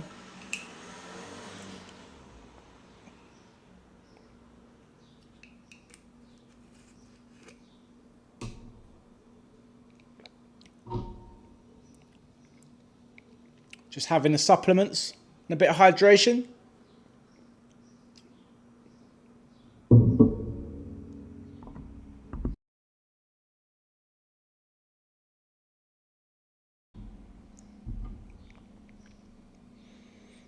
Right, so half time. Let's check out the stats. See what's going on in this game. We'll just whiz through the stats. Pretty easy, completely dominant for Portugal.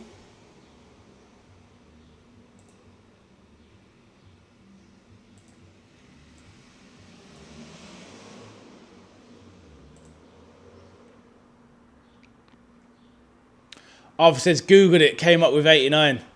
Nah, you must have won it. You've definitely. Is that? It can't be. Oh yeah, don't get me wrong, Arthur. In the last few seasons, Arsenal have always got, you know, they've come and got plenty of draws at Liverpool. It can't be. What, the last time Arsenal won in the league at Liverpool was 89? It can't be. No way. No way. That can't be. That can't be. You must have. Now that I think about it, Peter, because they're terrible at our ground. Arsenal. When was the last time they came to? No, surely not. That's atrocious. I mean, saying that, Liverpool don't come to the Emirates or, you know, that often and win. Probably like once every 6 or 7 years, but The last time Arsenal came to Anfield and won, I remember you won in the Carabao Cup or whatever it was called at the time. You've definitely come to Anfield and won in that. Jesus. Like, I'm going to look that up. Is that serious? Oh, wow. That's unbelievable.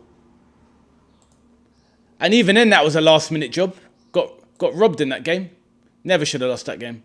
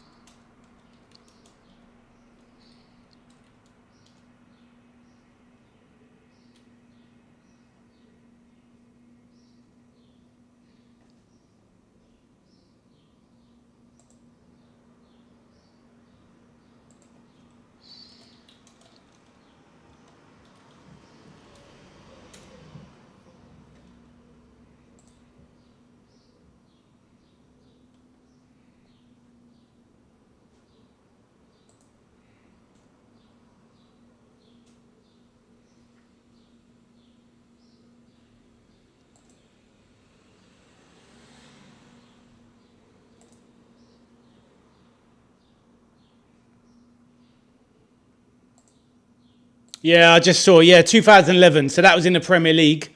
And Arteta was playing for you back then. And yeah, that's mad, right? Abdul, good to see you back, brother. Do you think society is going the right way or the wrong way in the UK? In what respect, though, bro? In terms of... Let me take these headphones off because I'm just shouting. I mean, it's a bit hard to say, Abdul. It depends, really. If you give me some categories. If you're talking about the young generation in general, obviously forgive me, Arthur, because I know you're included in that. I think that a lot of... I think social media isn't helping the younger generation. I think, you know, families are being a bit too protective of the young in terms of like not letting them experience things like making sure kids go outside to play. So like Arthur, I'll do that in a minute. Like Arthur plays football, for example, and he's a youngster.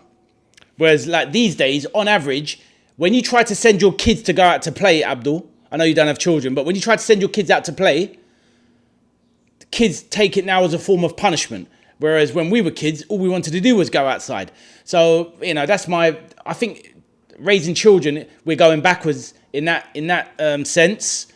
But in terms of obviously society, in terms of obviously the way we treat each other, and yeah, I think we're regressing, to be honest.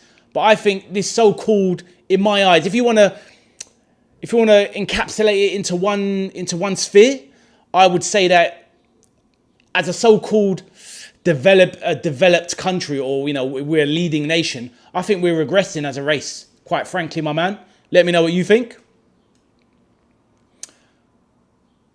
Arthur says, can you do an MJ impression? There you go. Arthur says, we got a racist getting 60% of the vote so wrong.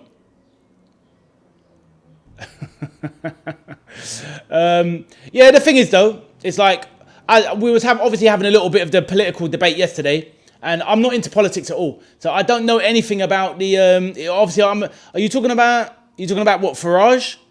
Because I don't really know much about this Andy Burnham, but I know he comes from the Liverpool area, in and around that kind of area, and he's done a lot of good things. From what I know, the little I know, but I don't like to comment on things I don't know about because I don't want to come across, you know, misinformed or, you know, disingenuous. So I don't like to pass an opinion on subjects I don't know about. I like to think I'm an intelligent guy and I've got a lot of knowledge on a lot of subjects, but politics is not one of them. Overall, I care about where the country's going. But as I was saying yesterday in the stream, I've had some difficult times as an adult. And a lot of the time, I've literally been in survival mode. So a lot of the time, I've just been trying to get my family through to the next stage of life. So all of the other things just become a little bit immaterial when you're under a lot of pressure. Do you know what I mean?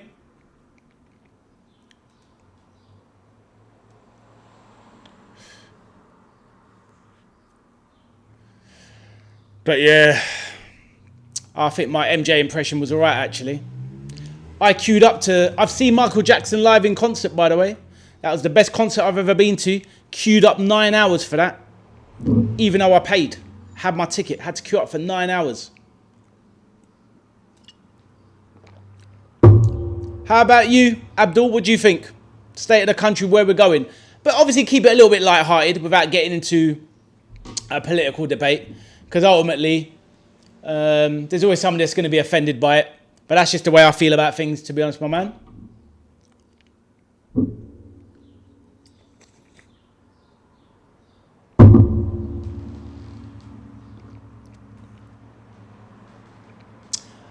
Abdul says, MJ's concert was in 1988 at Roundhay Park, Leeds. Did you go? I'm trying to remember which year I went.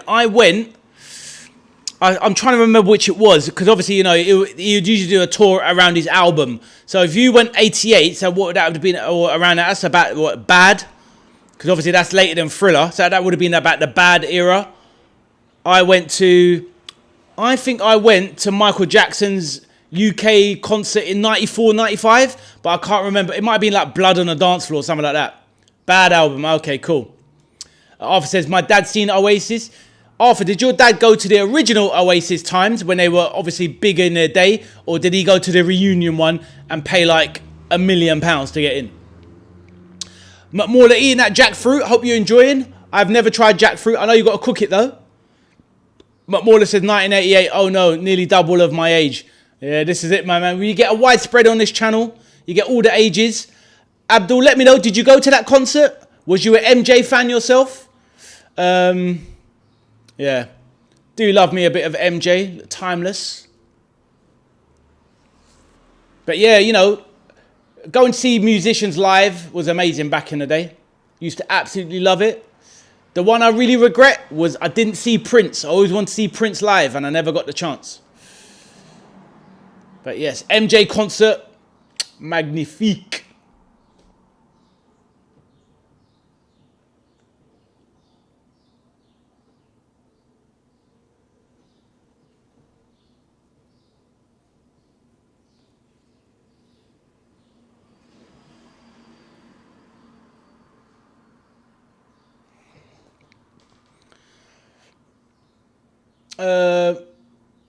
All right, let's go through some of those. McMahon says, me only like Hashim Amla in this world. I don't know who that is. You can search in Google, bro. He's an artist. Arthur says, Billy, singing that, Billie Jean's not my lover. That was such a strange song at the time because Billie Jean was an older tennis pro. And at the time, you loved the tune. I didn't even know who Billie Jean was when I was a kid. But then later on, you're like, of course she's not your lover. She's like about 20 years older than you. She's not the greatest looking lady in the world. So I think MJ could have done better. But Abdul says, I've seen MJ the movie in the cinema. Okay, was it any good? And obviously it's got I think it's his nephew, isn't it? That's playing him. He looks remarkably like him. Crazy. McMauler says, favourite tennis man, Andy Murray. Yeah, top player, Andy Murray. I'm more of a Rafael Nadal man. I love that kind of the passion, the grit, the top spin. I'm pretty decent at the old racket games as well. Squash being my main game. I'm absolutely peak at that. Abdul says pre-1988 movie in his peak. Yeah, I hear that, my man. Yeah, different times, isn't it? And that's the thing, Abdul, I don't know if you remember or how old you were at the time, but I mean, you're a little bit younger than me, but I remember when Thriller was released and it was such a big thing. They made the whole 25-minute zombie thriller movie. And it was so big, the world couldn't wait to watch it. It was so different back then. It was such a big event. Do you know what I mean? It was like the World Cup of music when Michael Jackson released something crazy. Amazing times, really. Arthur says, he's got a huge family tree, MJ. Yeah, I know. Well, that's the thing. Obviously, he's got 4 brothers, 2 sisters, loads of cousins. Yeah, so he's definitely got a big old family tree. He's a very talented family. Very talented family. It's a shame though because, and this is the thing, any people that obviously have religious backgrounds or have certain types of beliefs, etc. I've always believed that nobody should be idolized.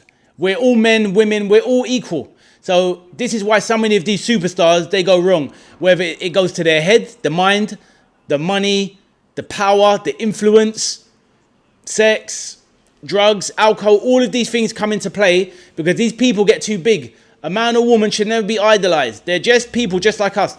Like Michael Jackson was just a man that was great at his job. His job was to entertain and sing. Ronaldo is a great footballer. His job is to entertain, play good football, and that's it. But once the final whistle goes, he's just a man, just like everybody else. Arthur says, 9 siblings. What religion do you follow? I'm not really a religious person, but obviously in a lot of my family is Christian just by default. But I'm not someone that I don't follow a religion, but I'm not anti-religion either. So I'm not an agnostic. I do believe, I kind of just try and live by a code, if anything. And I do respect people and their religious beliefs. And I love the idea of religion. It's just that obviously when you see so many problems in the world, all the wars taking place, and what is the inspiration a lot of the time? The divide over religion. And that is factual. So, but, you know, it is what it is. Islam doesn't idolize no one, only a creator God. See, there you go. See, there you go. And don't get me wrong, a lot of the ideologies in Islam are absolutely beautiful. I've got many friends that are Muslims, and, you know, the way people conduct and live their lives, when they do it properly, it's fine. But my problem with any religion, and I know people from all races, all creeds, all colour, I know people that will stand there and say that they are devout followers of their religion, but I know so many that will sin and do all sorts. So I just can't stand the hypocrisy. But that's why everybody just has to live by their own code. And if they're following religion, then if you're going to follow religion, do it properly. That is what I say. You know, and a lot of us, a lot of people that are religious, they follow their football team, and they're more, they're more, what's the word? They're more devout in their following to their football team than their religion. How can that be? It's wrong. McMauler says, as a studying religious journalist, I have all evidence Buddhism, Hinduism, Islam and Christianism prohibit sculptures. Sorry to tell. Well, this is it, my man. But this is the thing. If you're going to follow your religion, do it properly. That's all. That's what I'm saying. That's what people should do. But then it starts to get very contentious. Yeah, I've seen some absolutely crazy things in my time where I've had to deal with issues involving families that follow a certain religion. And on one side of things, they show their face to be one thing, but I've had to deal with things in an enforcement role. And I've seen people mistreat other human beings in the most insane ways. But yet they're telling me they're religious. Do you know what I mean? Humans are human beings, and human beings have the best, can be the best of this world, but they are also easily the worst of this world. We have kickoff in the second half. What can Uzbekistan do in this second half? And Abdul, I'm still waiting on a response from my nephew regarding Mr. 11 kids, 10 mums. McMauler says, but simply religious believers or non-believers do good things. Spread kind words, don't be rude, and don't let others do sins with following you. You see, there you go, bro. That's what I mean. I try to live my life right and try and be a good influence to my children. So it is what it is. Arthur says, were you a policeman?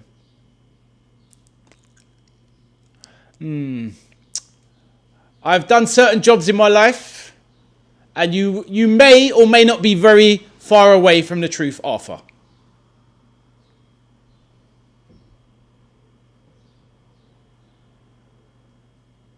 But you have to be careful what you say online because people can use it against you. So yes, there you go.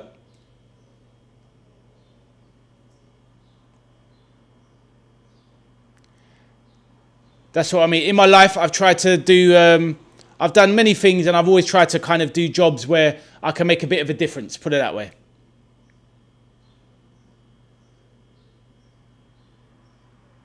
And I think the police in this country get a very bad rap. Obviously, you're going to get some bad eggs, but you get bad eggs in every walk of life.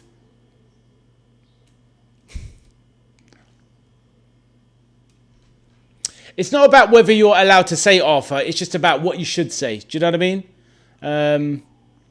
Not that, you know, not that it's really that important anymore what any of us have done in our lives in terms of what we work as. But it's just one of those things. But it's not some big secret, put it that way. I know. But, you know, it's just one of those things. It's just one of those things. But yes, I've seen many things. Mawla says, Ade Adelekan, a prominent, highly ranked Nigerian British police officer serving as a Deputy Assistant Commissioner in London's... What are you going to say? Abdul says, there are some bad apples out there. Islam gets a bad rap because of individuals, media groups and lies, and that blame the religion itself. Is it an individual or cultural issue? Yeah, it's a good point. But this is the thing. People are always going to say certain things, and McMorla says, I found you, bro, at day one. Yes, you did.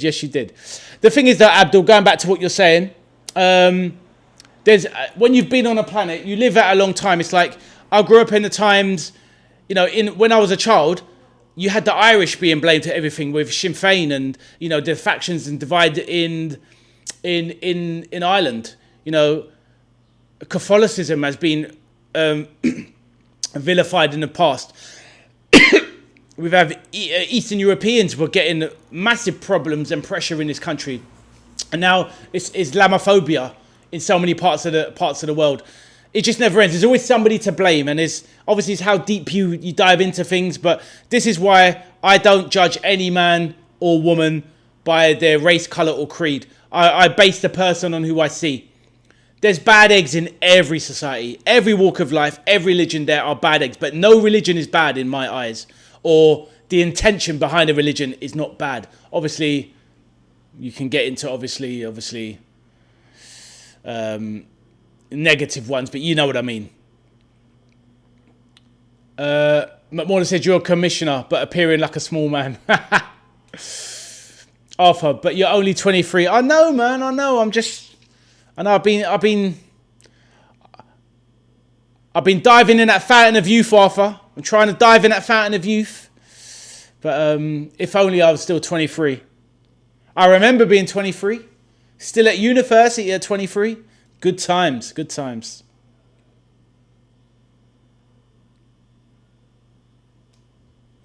Abdul, Abdul, obviously from your background, Muslim, are you practicing? And obviously the reason I asked that is because, like, my friend is Turkish, and he was born into Islam, but his family didn't practice it, so he's reverted to the religion, and he's very devout now. And this is my best friend.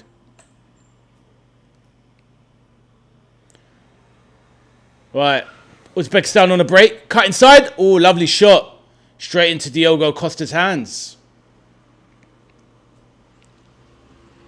Abdul says, we are people at the end of the day. I hate when they target immigration and Islam. They tell us to integrate into society. Yeah, 100%. 100%. But you're always going to have a faction of people that are never going to like others and whatnot. And it's crazy, really, because ultimately, you know, people are just people. Why can't we all just get along? It is sad. It is sad. But there's people that are just lacking something inside and always need to blame somebody else for their own inadequacies and whatnot. You know, it's terrible. Arthur, changing that subject. Hi, how is everyone doing today? I'm very good, my man. Enjoying the football. I'm getting my predictions wrong. Ronaldo won't score a goal in open play in the tournament. And yeah. McMorla says, even any religions we can't live fully in this world. Can I tell a small example, bro? Yeah, go for it, my man.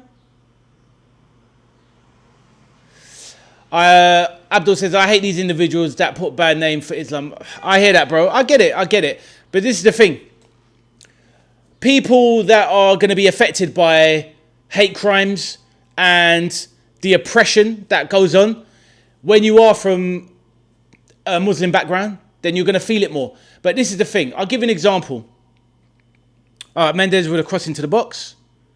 When it affects the individual that is associated with a religion or a creed or a race, then they feel it more. But then there's others within, there's going to be people within Islam, for example, that won't stand up for others that are being persecuted or whatever. But when something happens to someone of a certain background, then it hurts them. But when other things happen, but we need to stand up for everybody. So back in the day when blacks were being oppressed, or white Irish are being oppressed, or whatever you have, we need to stamp it out for everybody, and we can't just pick and choose. I'm not saying that's you, obviously, but I'm just saying in general, we need to just, there should be no persecution of anybody. Do you know what I mean? Like, just hate just should not be a thing. But sadly, will it ever go? Probably not.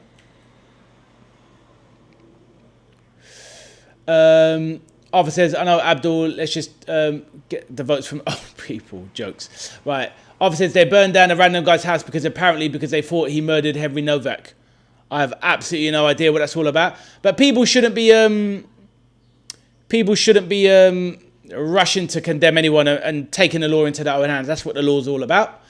McMorla says, as per Bible and Quran, there was a thing you can't see or talk with your marriageable girls, except few situations, study, doctor, business, and religion. Other things we can't and it's possible in this world. I know what you're trying to say, McMorla, but see, this is the thing. It's I can't really give that example because it's not really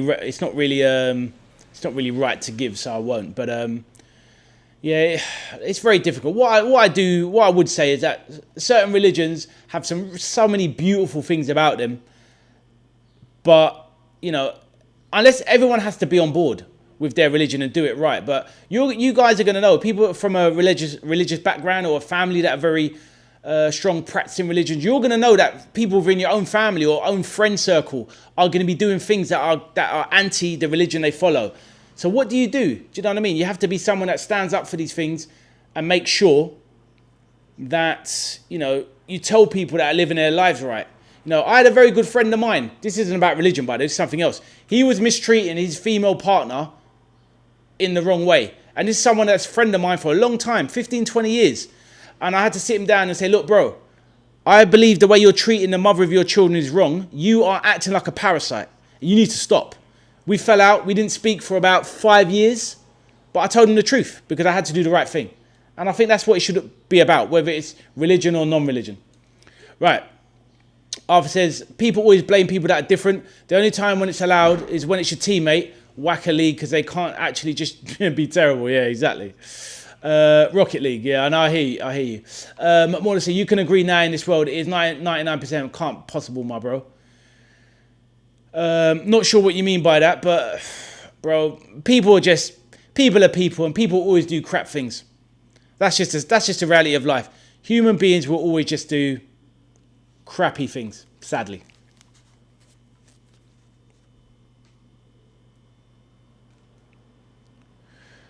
Abdul says, truth hurts, but you're saying the truth. I do that, but I have no friends.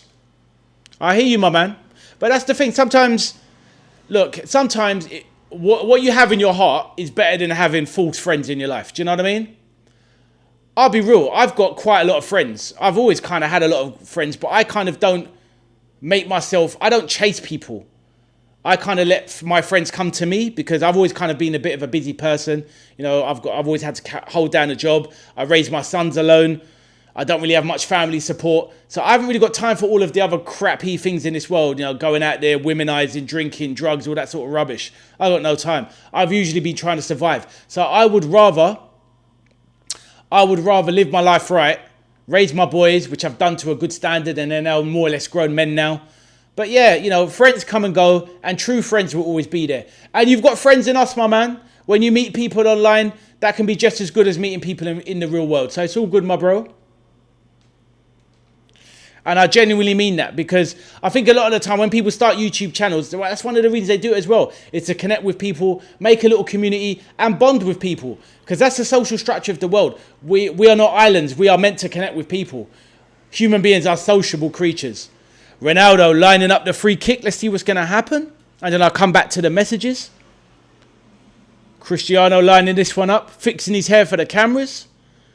35 yards out, he jogs over the ball. Oh, that's clever.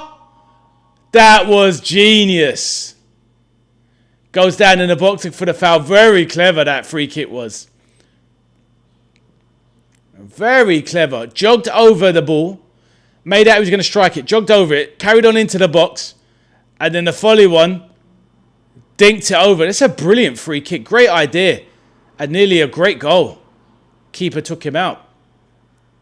Peter says, you got loads. Mauler says, just bro, that you're telling, don't harm others, live your world. 100%.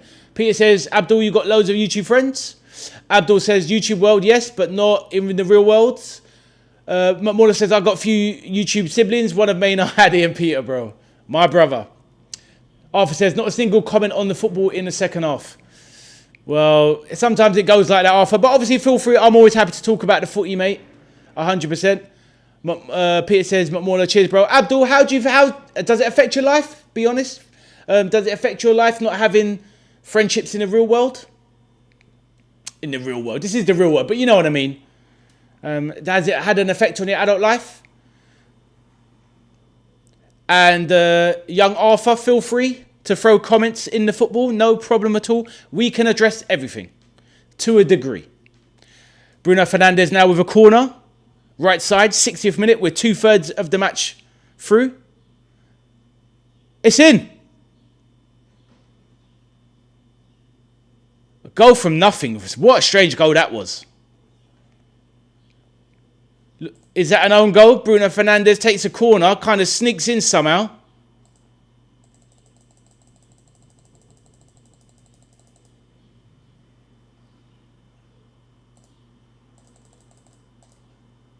Very untidy.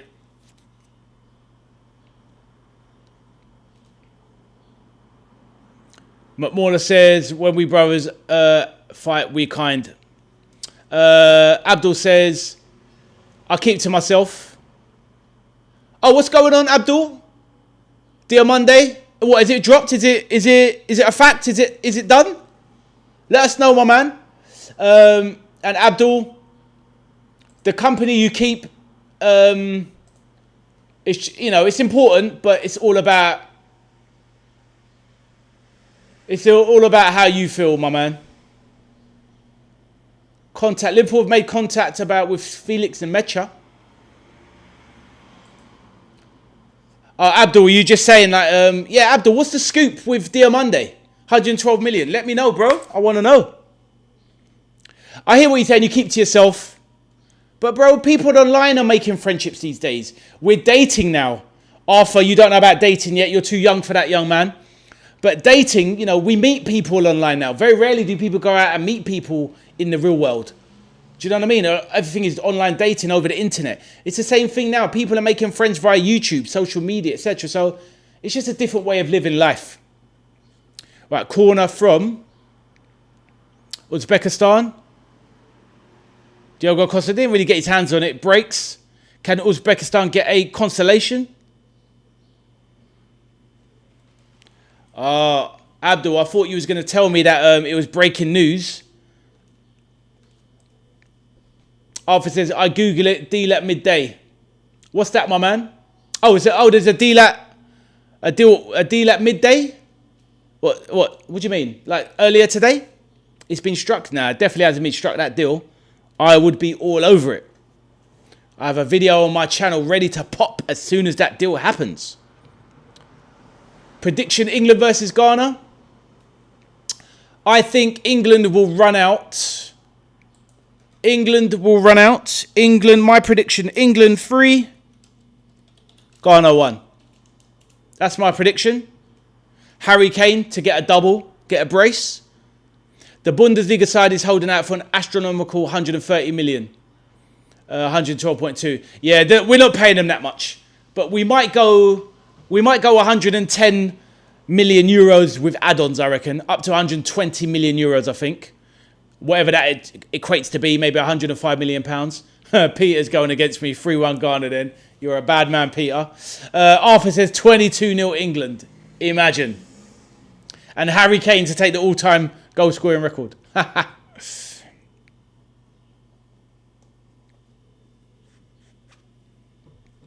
Marla says, but Liverpool asked a few days ago to decide to go to second bid. Yeah, exactly. It's a little bit... I just hope that they get the deal done before the Ghana game on Thursday. I think the Ghana's next game. You need to get these things tied up.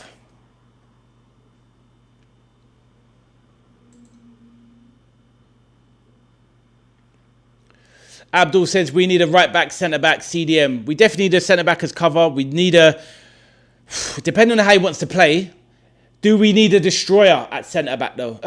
Central CDM. Do we need a destroyer or do we need a bit of an all-rounder? Honestly, if you could just regenerate me a Fabinho, just give me that all day long. 80 million, slap it down. Give me the regen of Fabinho, 100%. Or better still, Liverpool should have tried to get their own Declan Rice a few years ago. I'd love to get Declan Rice. And yeah, we need a right back. Yeah, definitely. Peter says, I'm just using your reverse jinxing power and switch the scores. I'm on a... You're a bad man. Arthur says, you need defence, not attack in my opinion. I hear that.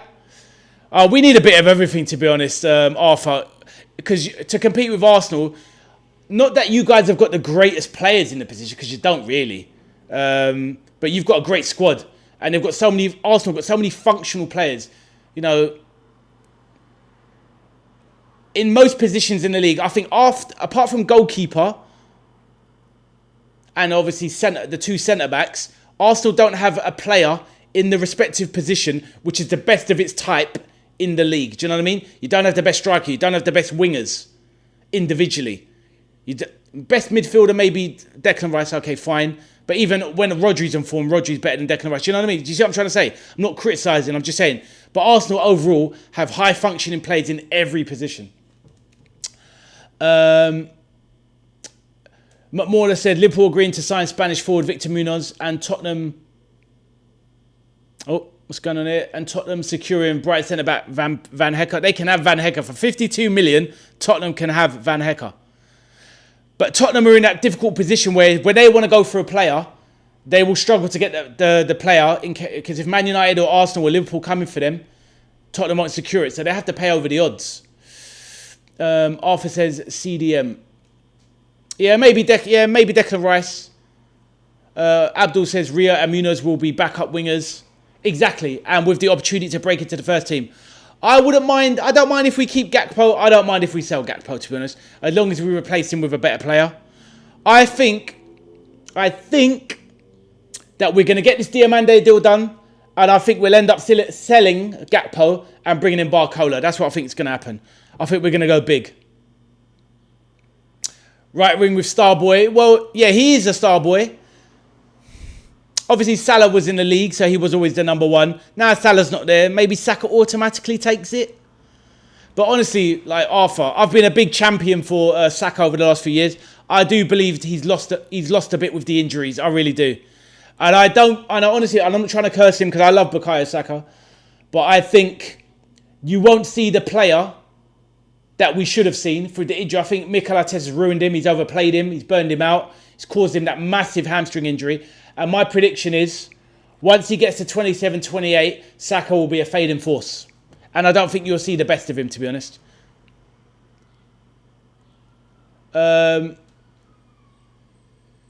Morla said, some teams got the most best individual performers, got some most powerful squads. Yeah, this is it. McMorla says, oh, you brothers looking my Abozbek Fayazulev. Yep. Been watching him today. Yeah, Peter was telling me about to watch him. Said that, you know, lots of clubs are linked with him. Was he the one that hit the strike? That was the disallowed goal. Was that him that took the goal, McMorla? Was that him? What are you saying is painted, Arthur?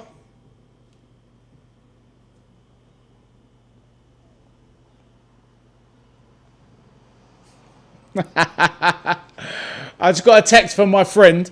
She said, because I'm not wearing a Liverpool kit today, she's saying, because I'm wearing this, she's saying it's a laundry day today. The cheek of this woman. Absolute joke. Just because I'm wearing a nice little M&S polo, it must be laundry day because I'm not wearing a Liverpool shirt. But, you know, that was a good one. You know who you are. That was a good one. But I don't know what painted means, though, Arthur, in this respect, about Saka. Yeah, obviously, that's my opinion on Saka. When did Portugal get the fourth goal? From a corner about 5 minutes ago. 7, 8 minutes ago.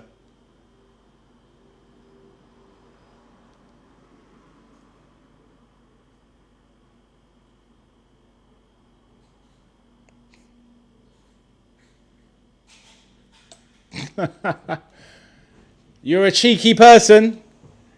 DS, you know who you are.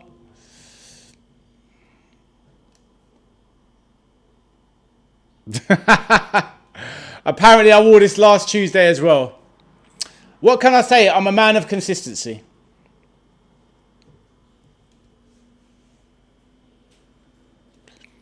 Arthur, they got the goal on the 60th minute. Arthur, do you disagree with my Saka take? What do you think? Do you think I'm wrong, or do you agree with parts of what I've said?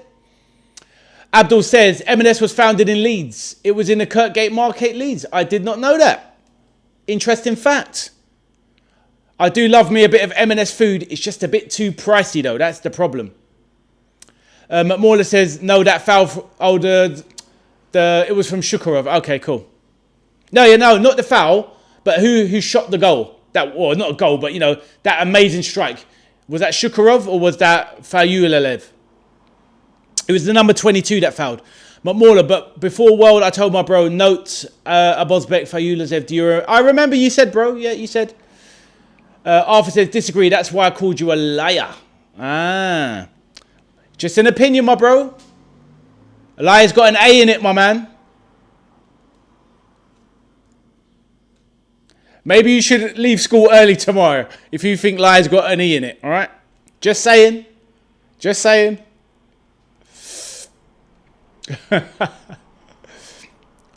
Now, look, at the end of the day, there's play. Yeah, exactly.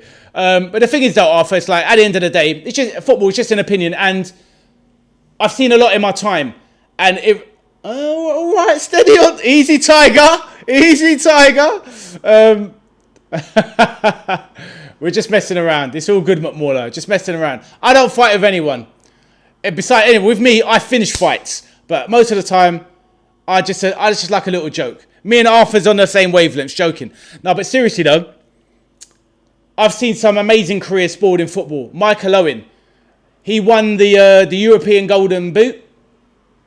He won the what's it called? The Ballon d'Or, and he was finished at 24 because he was overused as a youngster. He had a massive hamstring injury, and it was never the same player. So let's see how it pans out for Saka. I don't want it to happen. I like Saka. He's a lovely boy. But we saw this season, he really struggled. He really struggled this season. You did not see the same player. McMauler says, Ade, Mr. Policeman, bro, we know your arguments, but don't do, please. All good, all good. No arguments from me, bro. I'm all good.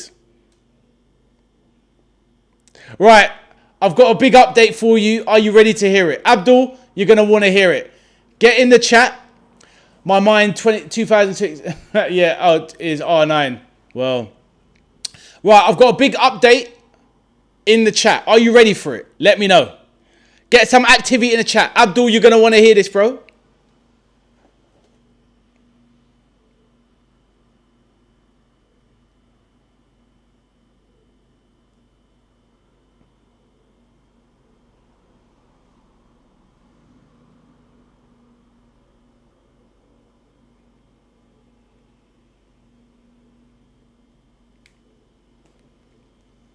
Right. I'm waiting. I'm just waiting for the last bit of confirmation.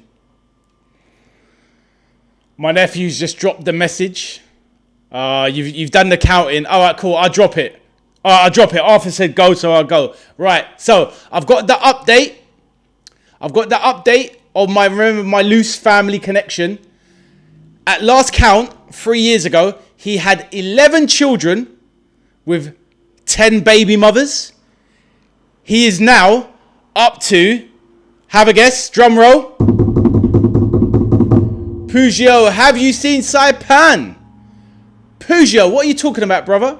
Let me know, but welcome to the chat. Peter, give that man a prize. Nope, Arthur, he is up to 13 children, and I'm just trying to work out. Sorry, Peugeot, 1 second. I'm just trying to find out how many baby mothers he's got. But he's up to his 13th child now. We're just trying to find out the baby mum count. So I'm going to let you know that in a minute. So Abdul, I've given you the live update. Peugeot, the Roy Keane movie. No, I've never heard of that. Let's have a look at that. When did that come out?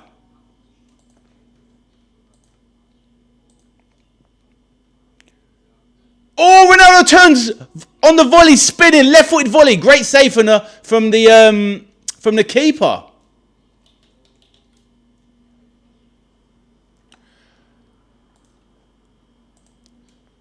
Peugeot, I'm looking it up now. I've never heard of that. Oh, I see. Oh, I heard about this. Yeah. I've heard about it, but no. Peugeot, please tell us about it. I mean, obviously, I remember the incident. 2002 World Cup, Roy Keane went home, etc. But is it a good film? Worth watching? Let me know, my brother, and welcome to the chat. We've got a lively stream going on. We love to talk about football, stories, life stuff, banter, jokes. We have a little football game on in the background. Depending on how lively the chat is, we'll concentrate on the footy or the chat. So, Peugeot, let us know, my brother. Oh, mate, Abdul, yeah, exactly. He's got a football squad and he's got 2 subs as well. Crazy. Come on, twin babies. Yeah, oh, mate. So, let's have a look.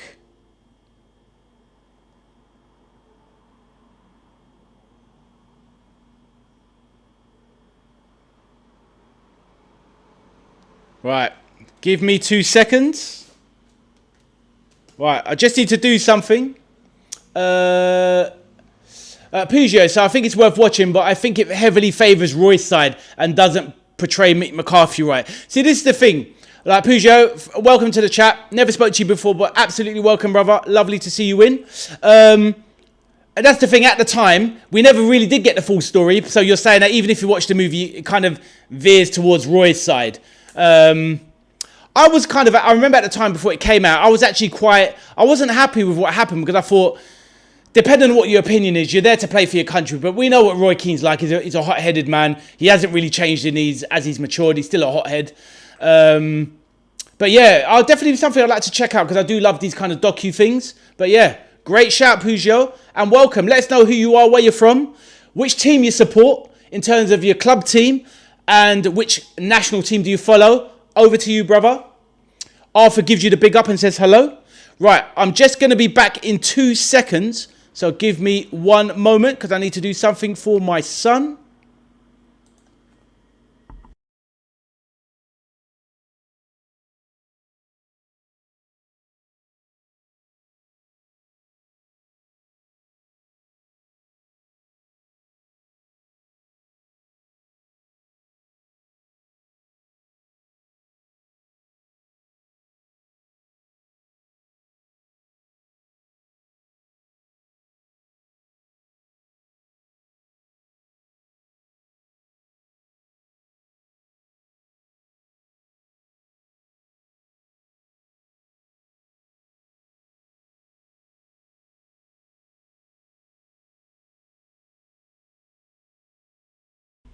Right, back again. Sorry about that. I had to do something for my son urgently in the background. Right, let's catch up with a bit. Peugeot, welcome, and says, thanks, mate. I'm Irish and support the Spurs.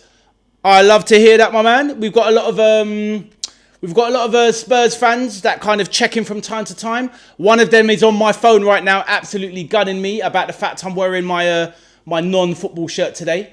But Arthur says, leave, no Spurs fans allowed. Peter, you tell him. No, Arthur. This is a non-toxic environment. We're all friends here, no matter who we support. And just to let you know, Peugeot, I'm originally from Hackney. I grew up in between Arsenal and Spurs. I've been to Spurs many times. One of my very good friends, she's a season ticket holder. She's taken me to Spurs, the new White Hart Lane Stadium, or obviously the new Tottenham Stadium. I've been there loads of times. And, I do love me a bit of Spurs on the side. It's kind of like if anything, Spurs is like my second English club, if you put it that way. But I am a Liverpool fan. As you can see by the graphic on the bottom, you'll never walk alone, brother. But yeah, Peugeot, love to have you in, my man.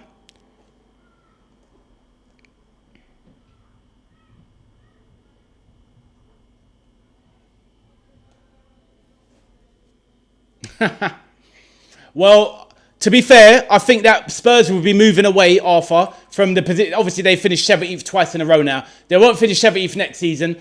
What's his name? I've got Mancini in my mind. De Zerbi, so Roberto De Zerbi. That man will suffer no fools. They're making some decent signings and they're splashing the cash and they're getting their business done early. So Spurs will definitely be. They should be, top 10 easy next season and then pushing for a European spot, in my opinion. Arthur says 18th next season. You joker. And Spurs may be in for Gakpo. Pujol, feel free to get on the blower to Roberto De Zerbi and get him to take Gakpo off of Liverpool's hands, please. Nah, they won't be 8th next season. Definitely not. Arthur says, come on, you Gunners. Plenty of Gunners in the chat. I've got Cameron that's often in the chat. He's a Gunner. We've got Gary who's a Gunner. He's in the chat often. I've got quite a lot of Arsenal subscribers, so all good. But yeah, lovely to see you, Pujol, my man.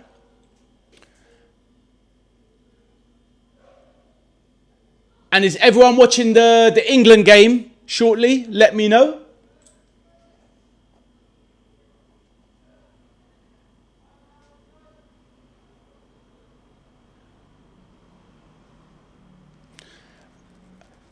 Pujol said, my dad's an Arsenal supporter, so I don't hate them as much as other Spurs fans.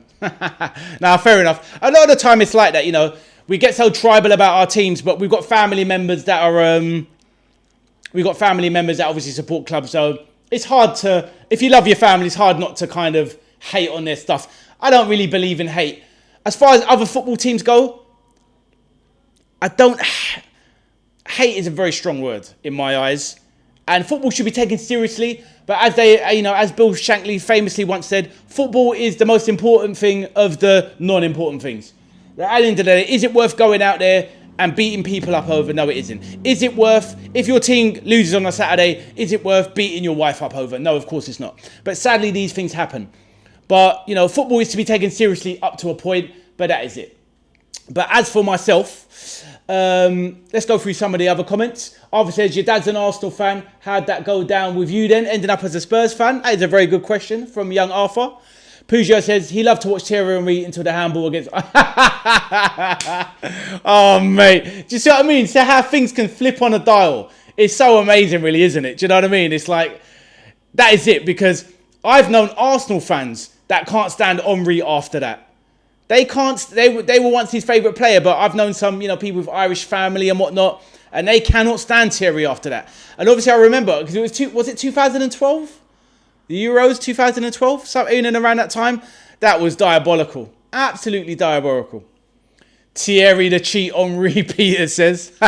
Fantastic player, but yeah, that was definitely not his finest moments. But we've seen people do worse.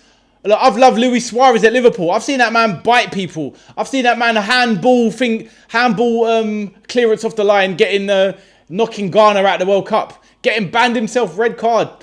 Arthur, where's the red card for Suarez? Do you know what I mean? But people just cheat, innit? People just cheat. It's sad. But yeah, very, very interesting.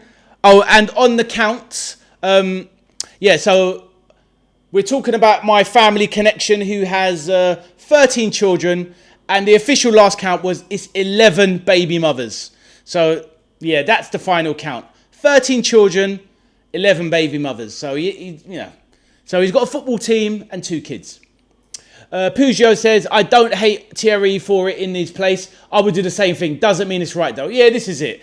I mean, it's one of those things, right? In the heat of the moment, would he want to do it again? Would he do it again? Probably. Does he know he did wrong? Yes. But we all do crazy things on the pitch. We all see stupid things on a football pitch. But it is what it is. I'll make you right, Pujol. I'll make you right.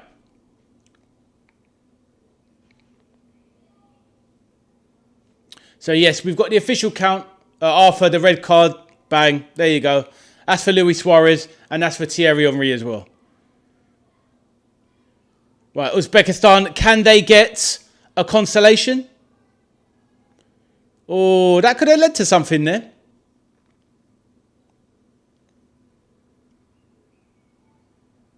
Yourself, Pujol, if you don't mind me asking, are you still living in Ireland? Or are you over in on the mainland of England or anything like that? Obviously, we all move around so much. I'm a born and bred Londoner. I've moved around so much in my life. Raphael absolutely skinned the fullback and miscontrols it. Oh, you're in Ireland. Good man. Good man, good man. a place. It's one of the places of the UK I've never been to. Obviously I live in England. I come from England. I'm English myself. I've been to Wales. I've been to Scotland. I've never been to... long shot from Bruno Fernandes. I've never been to Ireland. I do need to go. Not sure which one I'll go to first. I'd like to try both, Republic and Northern. But obviously everybody said you've got to go Dublin. But apparently it is crazy expensive in Dublin. So we shall see. But one day I would definitely get that job done. Oh, and just for DS at home, you know who you are. I was talking about... This is a family... kind of a loose family connection of mine. It's like it's a bit of a loose family connection, but anyway, he's got 13 children with 11 baby mothers. So yes, that is who I was talking about for you at home. Come to Mayo, it's beautiful. Okay, County Mayo, yeah, I've heard of it. Obviously that's the Republic, right? So yeah, definitely one day, my friend. I will definitely check out Ireland one day. It just looks gorgeous, you know. Even because when you see aspects in certain parts of... I've been over most of Scotland. Absolutely gorgeous country. I know it's going to be very similar in terms of like landscape and terrain. Parts of Wales, absolutely beautiful. Untouched. It's like, you know... It's like kind of like what they say, God's country in a way. Do you know what I mean? Just pure and untouched. So many parts of it. So I definitely need to check it out one day. 100%. Arthur says, let's all do some hot takes. Go for it, my man, because this game has petered out. Peugeot says, I hate Dublin. Lived there for 4 years. Biggest regret. Ah, fair enough, my man. Is that because, do you come from County Mayo and it's kind of like more of a, you know, like a smaller county compared to obviously the big city of Dublin? Is it because like the small town feel compared to the big city feel that you don't like? Arthur said, Eze would beat Spurs on his own. You're a joker. Well, to be fair, he slaps in more goals against Spurs than anyone else, don't he? So, Peugeot said it's more about countryside. It's more countryside. I see what you mean. This is the thing. It's hard when you... I mean, I come from London, so I don't really care about the big buzz of it. But when you live outside of London and everyone's like there for the clamour of London, but London means nothing to me in that respect. It's just my original home. But I don't get caught up in the bright lights in the big city. But each to their own, do you know what I mean? It's what you're used to. Some people gravitate to what they're not used to. But other people that are used to something, they need it. So I don't need London anymore. And you tend to outgrow it. Hey, Natasha, welcome to the chat. Natasha says, hi, it is too hot. It definitely is. You know, got a sheen of perspiration, Natasha. What has the temperature been up in and around your way today? And... your child is going to be off school tomorrow, I would imagine, because half days and all that. I hope you're prepared. It is El Scorchio, Natasha. And Arthur says hi.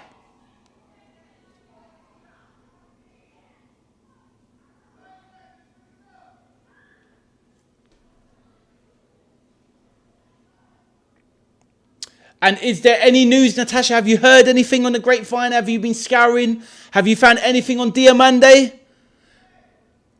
Break's going to be surely 5. Oh, what a finish from Rafael Leao. He's absolutely slapped it in from 18 yards. The cross comes in. Ronaldo tries to get onto it, but can't. It breaks to Rafael Leao. He absolutely slaps it in. Training ground finish. And it's 5-0. Oh, his school is open. Okay, fair enough. Is it half day, though? Because a lot of people, they're having half day at schools, I've heard. But yes, very, very hot. What a finish that was from Rafael Leao. Absolutely slapped it in as he poses for the camera. Beautiful finish.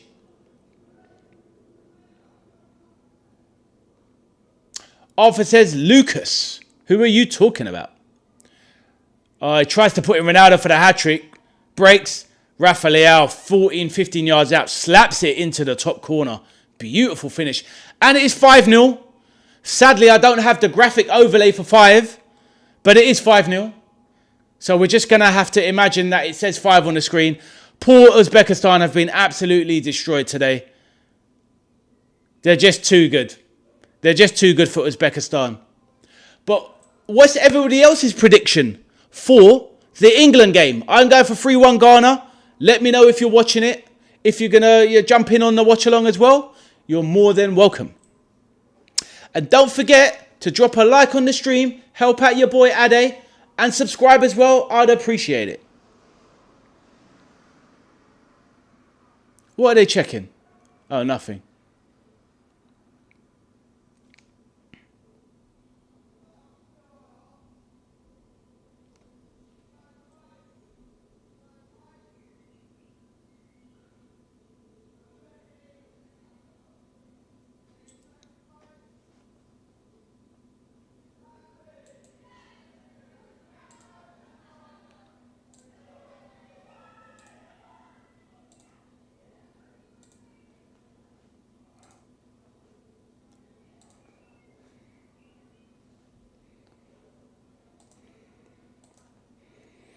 Lovely, lovely. Been a really good stream so far. We've had some good laughs, some good jokes, some good banter, some good stories. And yeah, obviously let's keep them coming. And Arthur, if you're gonna drop any hot takes, drop some real hot takes. All right, Semedo, formerly of Barcelona, tries to play in Ronaldo. He drops it too high.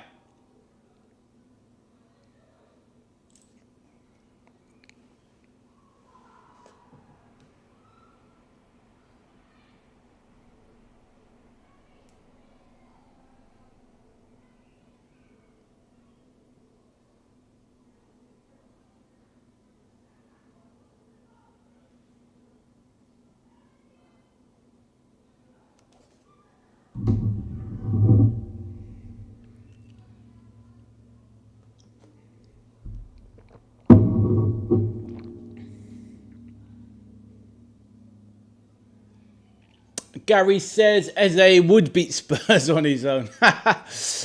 Peter says, I suppose Arthur gets this one with a 5-1 prediction. Do you know what, Arthur? He called it at the beginning. He said 5-0. He was being generous. And to be honest with you, when he said 5-1, when they took the early lead, you knew that Uzbekistan was going to get slapped. And I was thinking Arthur's going to be spotting, except that Uzbekistan probably wouldn't score. But saying that, they did score that well, they locked in that screamer, so he could have been perfect with the 5. Peugeot says, have you ever been to Bristol? I'll go every summer to visit my aunt. I have not been there, Peugeot, but my oldest son, he did live there for a year, and he said it's beautiful, and it's definitely one of the places I need to visit. Is it a place that you could recommend? Please let me know. You go there quite often to visit your aunt. So, yeah, I've heard it's a lovely city. Arthur says, if Saka didn't get injured, he would be the second best winger in the world right now. And Arthur says, I'm too good with the predictions. Well, you said 22-0 England, mate. So I've got the receipts. I can save it, Arthur, yeah? But if Saka didn't get injured, he would be the second best winger in the world. So, Arthur, I can understand the pro bias for Arsenal, but Saka without injuries would not be better than Yamal and definitely not better than Michael Olise. So let's just slow it down a bit. Maybe third or fourth best winger. Maybe. But yeah. Peugeot, never been to Bristol, but it's definitely on the bucket list. Obviously slightly going up to the west from where I am. But yeah, it looks like a lovely place. Peugeot said Hannam, it's where my aunt lives, and I saw Stephen Merchant on a pub there, as he's also from the town. Love the facts. What a brilliant comedian he is. Obviously, he's not really the main star. He's usually the side man. But he writes some absolutely fantastic material and stars in one of the best video games ever made. He plays as the voice in... I'm giving it the build-up now. Bloody hell, and I've forgotten what the game's called. It's an amazing video game. Oh, my God, what's it called? Oh, that's just done me now. I gave it all the big up.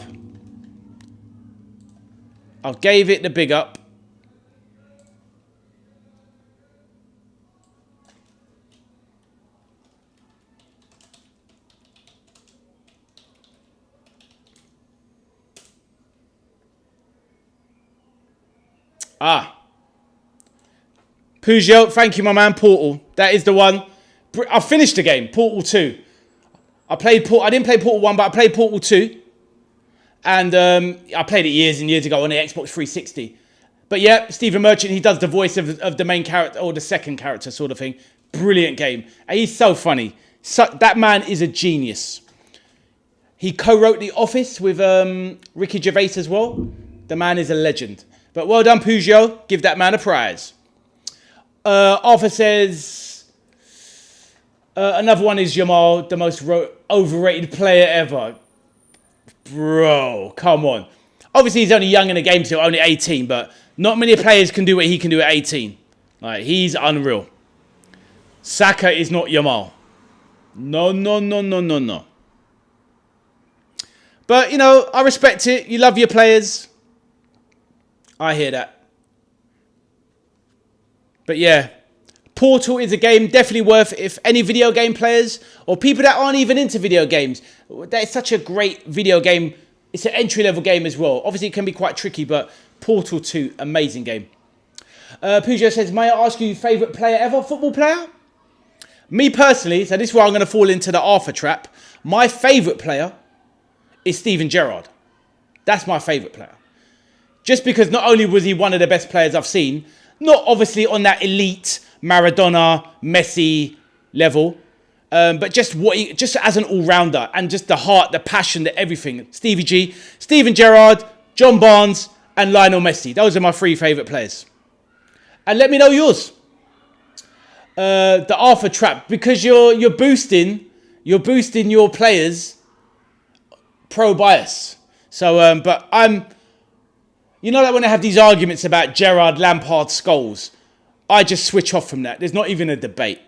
Do you know what I mean? That kind of thing. So there you go, Arthur. That's what I meant. Right. Liao bursts into the... Ronaldo stretching for the hat-trick. Oh, smile on his face. Nearly gets the hat-trick.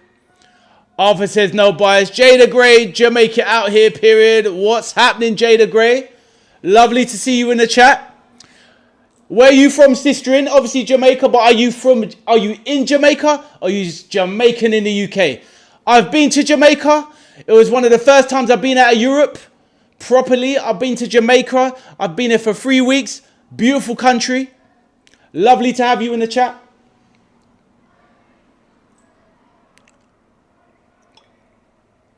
Arthur says, obviously Lampard. Get out of here. Peugeot says, Paul McGrath and Ian Wright. Oh, your favourite players. Okay, cool, cool. How old are you, Peugeot? You remember Paul McGrath? Paul McGrath, well, obviously, he was a staple of my childhood. Phenomenal player. Considering he had so many off-field problems, Paul McGrath, and didn't even train. He didn't even train day to day. He just turned up and played during the week. Obviously, had a great career. Played at Man United, where he was a superstar. Top player. And played for Aston Villa at the end of his career as well. Paul McGrath, one of the best players that Britain has ever produced. And Ian Wright, I hear that. Ian Wright. And that's the thing, and you're a Spurs fan, and Ian Wright, see? It goes to show. Jada Gray says, all is up. I'm in Jamaica now. Now soon touchdown in Amsterdam Central. What? You are international, Jada. Respect to you.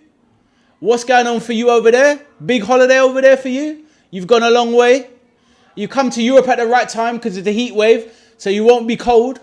So, you know, because obviously I know when you're from Jamaica and you grew up and live in Jamaica, when you come over to Europe, it's a struggle with the temperatures. So, you know, may you have a great time, sister.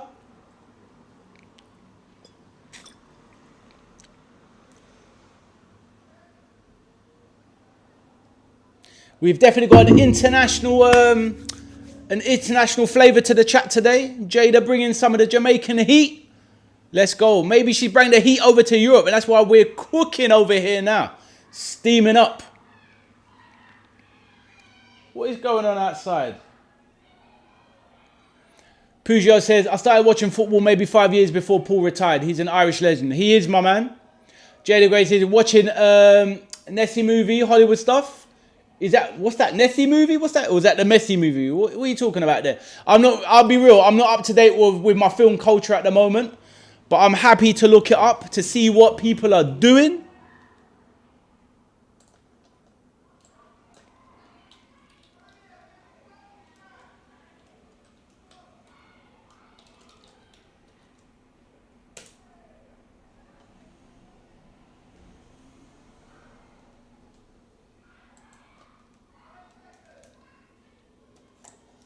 Well, whatever you're doing over in Amsterdam, whatever happens in Amsterdam stays in Amsterdam. That's a city I've been to twice. I've had some of the best experiences in my life in Amsterdam. Absolutely wicked place. Proper jokes, People are lovely. All of the people from the Netherlands, the Dutch, they can speak English more or less. I think I met one person the whole time that couldn't speak English in Amsterdam. The place is chilled, beautiful, beautiful architecture. Everyone's riding around on bikes, chilling, having a wicked time. The nightlife is good as well. So hopefully, Jada, you have a wicked time in Amsterdam. Arthur says, hot take, I'm closer to Ronaldo than Ronaldo is to Messi. Yeah, I think you're right, actually. Peugeot says, oh, and I have to say my uncle was a great footballer. Fair enough. Did he play pro level? Was he semi-pro?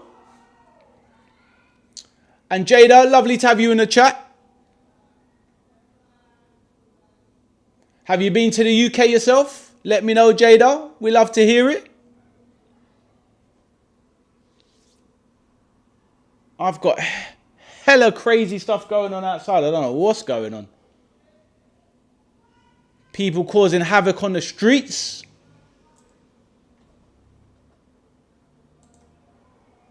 Oh, Glenn Whelan. Oh, okay, yeah. Played with Cratchester. Yeah, I remember. That's your uncle, yeah?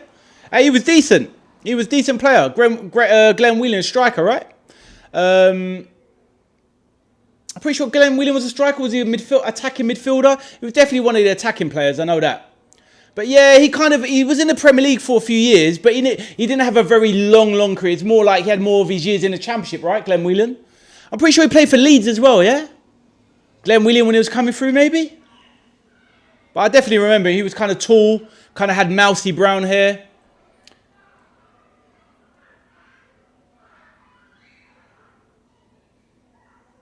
What is going on?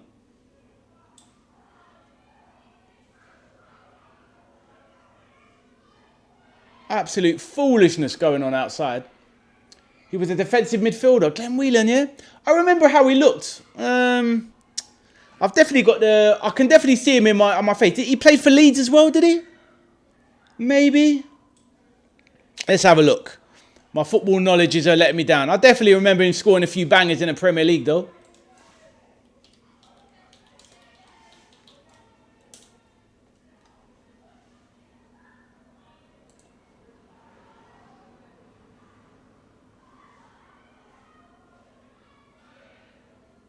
Ah, Man City. Man City and Sheffield Wednesday. Ah. I'm mixing them up. I'm mixing them up with a different player. But of course, obviously, Whelan is a very famous Irish surname as well, isn't it? Because obviously you got Liverpool, my boys. You had Ronnie Whelan, the greatest Whelan of all. So yeah, a lot of the Irish history there. Yeah, it's good stuff, man. Do you play football yourself, Peugeot? Let us know. And what do you reckon? Do you reckon I should be breaking open the Haagen-Dazs ice cream? Let me know. I've got a tub of it in the freezer with my name on it. Should I be breaking it out?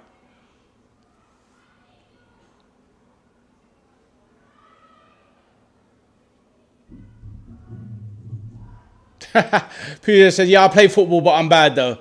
That's it. Well, you know what? We can't be good at everything. We've all got our talents. We've all got our, we're all superheroes in our own way. We've all got our talents. So never mind that. And sometimes it's got to skip someone in the family. So, if that's you, it is what it is. Do you know what I mean? I feel sorry for some of these footballers that, I feel sorry for some of these footballers that, their dads are famous players and then they have a son and they make it pro, but they can never live up to their fathers. And it happens so much. Arthur says, Haaland or Mbappe? Pfft. Tough question.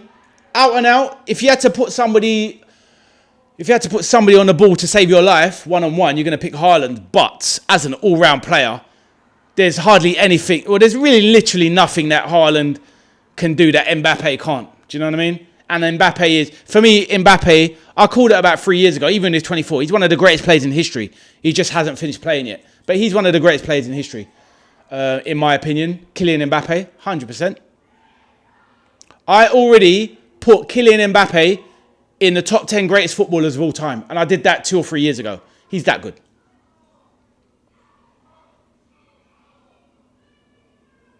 But that's just my opinion.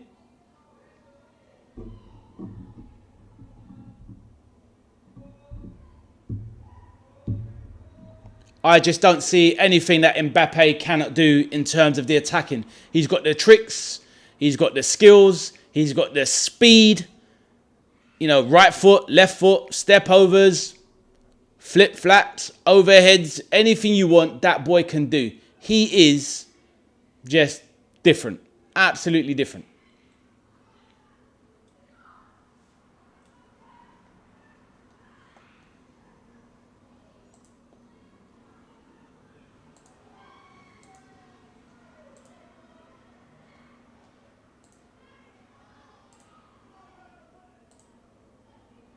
But yep, good question, Arthur. What's your opinion on it then? What do you think?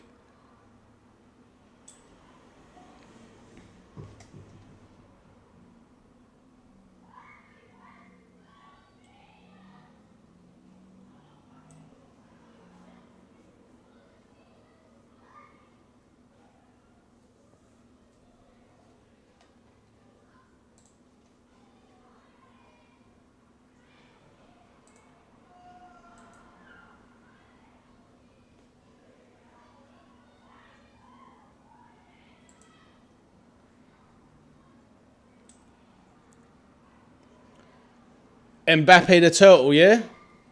Mbappe's the guy. Peugeot says, don't know why I remembered Adel Taarabt all of a sudden. Because he's a baller. Because he was an absolute baller. Obviously, not the most professional player. But in terms of skill set, I mean, there's players out there that probably could have made it in the game that were better than some of the players that play today. But a lot of it is up there. You know, there's players that... if you don't have the right mentality, it doesn't matter how good you are. Do you know what I mean? I used to play with a semi-pro player. He was unbelievable. Unbelievable. But he didn't have the professionalism. He liked to... he had the skill to be a professional. And to be fair, he did play for QPR when they were in the Championship. He did get a game for them. But he drifted out of the game. But he wasn't professional. But he was absolutely phenomenal.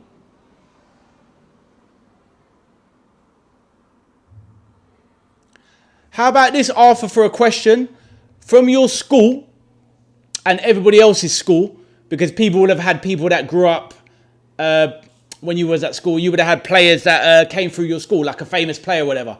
Who's the most famous player that came through your schools individually? We had someone at my school. We had a Turkish striker.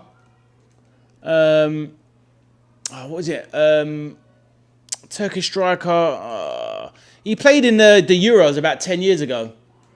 No, about 15 years ago. And he made it for Turkey. And also Jimmy Carter. If anyone knows Jimmy Carter from the late 80s and 90s, he went to my school. Those are the most famous footballers that came out of my school. Natasha says, I see Rashford is injured and so is Saka, so will not be playing. Damn, Rashford's injured? That's a bummer. Well, hopefully you can recover, Natasha, for the next games after that. And Saka's being kind of drip fed in. Saka will not be playing today. So what? So we've got Madueke again. Help me out. Save me from this Madueke. That is disappointing, Natasha, but thank you for the update.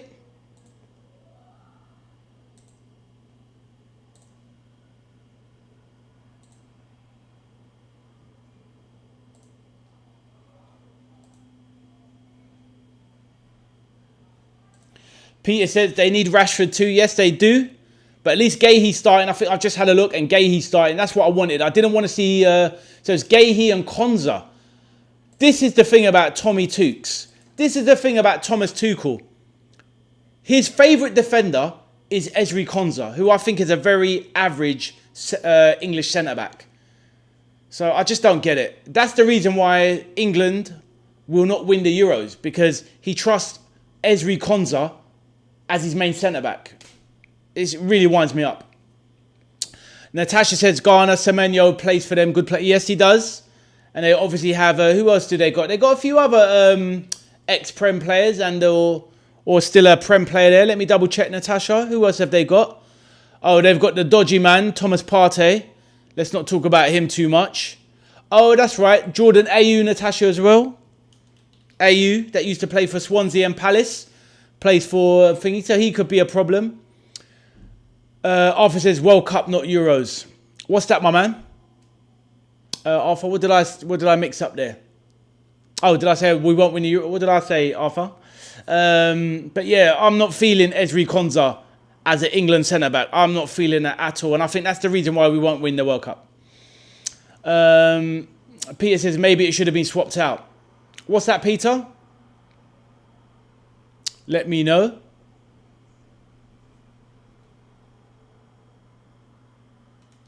But the England boys are going to be facing up. Peugeot says, my school's most famous player is Pat Jennings. Jesus, that's a proper player. Legend. Pat Jennings, wow. The man with the biggest hands in football. Didn't even wear gloves in the 80s. Pat Jennings, what a goalkeeper. Played for Tottenham and Arsenal. Absolute legend. Played for Northern Ireland as well. But yeah, lovely facts, Peugeot. Really lovely to hear that. Anyone else got any famous players that went to their school? Let us know in the chat. Natasha, do you have any? Peter, Arthur? Arthur says, you said with Konsa, we won't win the Euros. Oh, sorry, mate. Yeah, getting mixed up. But yeah, I think with Konsa starting for us, I don't think we win the World Cup, mate. That's my opinion. And Peter says, yeah, Konsa, maybe we should have swapped out. Oh, 100%. I think England's... It's difficult, but Gahey is easily England's best centre-back. And if you're going to go with a two, go with Gahey and Stones. But he loves Konsa, so I don't get it. Oh, Rob Jones went to your school? Pete, I think you did tell me that before. Rob Jones, what a player. Such a great right back. Obviously blighted by injuries. But yeah, it's such a shame. It would have been so interesting to know how good Rob Jones would have been. He definitely would have been England's right back. He would have been battling out with Gary Neville for England's right back spot, 100%. Natasha says, at the moment, the team to beat is France. They look like they want to win the World Cup. Oh, massively, Natasha. They definitely look like the team to beat. I think they were your pick at the beginning of the tournament, I think. As you remember, my pick was Argentina. So depending on the draw, maybe it's going to be an Argentina-France repeat in the final.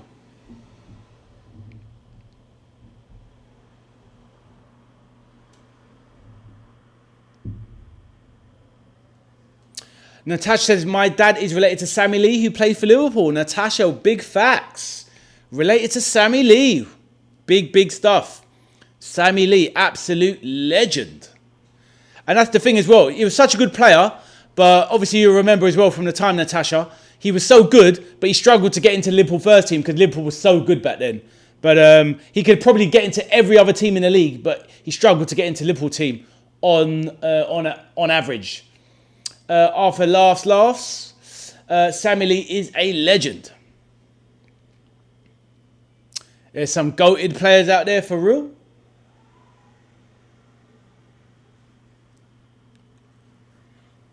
But yeah, we've got some absolute amazing connections. I'm trying to think, is there any other footballers? I once played football with Joe Cole. And he was unbelievable, by the way. Unbelievable. Like, embarrassingly good. So good. Just unbelievable. But yeah.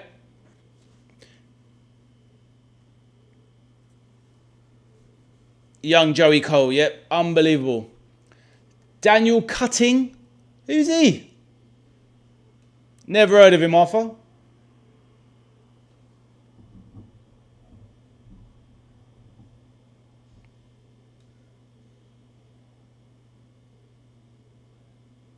Honestly, some people at home, I've just seen their messages when they text me. This is my friend, by the way. Will never come on the stream, but says the most scandalous things. You need to behave, DS. Oh, really? So, anyway, my friend said they're not part of the stream. Just want to let me know that Neil Webb, formerly of Nottingham Forest and Man United, Neil Webb, went to your school. Very interesting. He was a good player, Neil Webb. Very underrated. Played for England as well. Career cut short a little bit by injuries, I recall, but he was an excellent player. Excellent midfielder.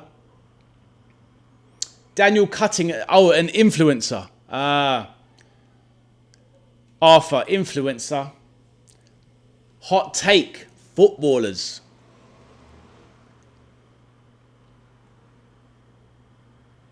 You met him, fair enough. Hopefully he wasn't a douchebag.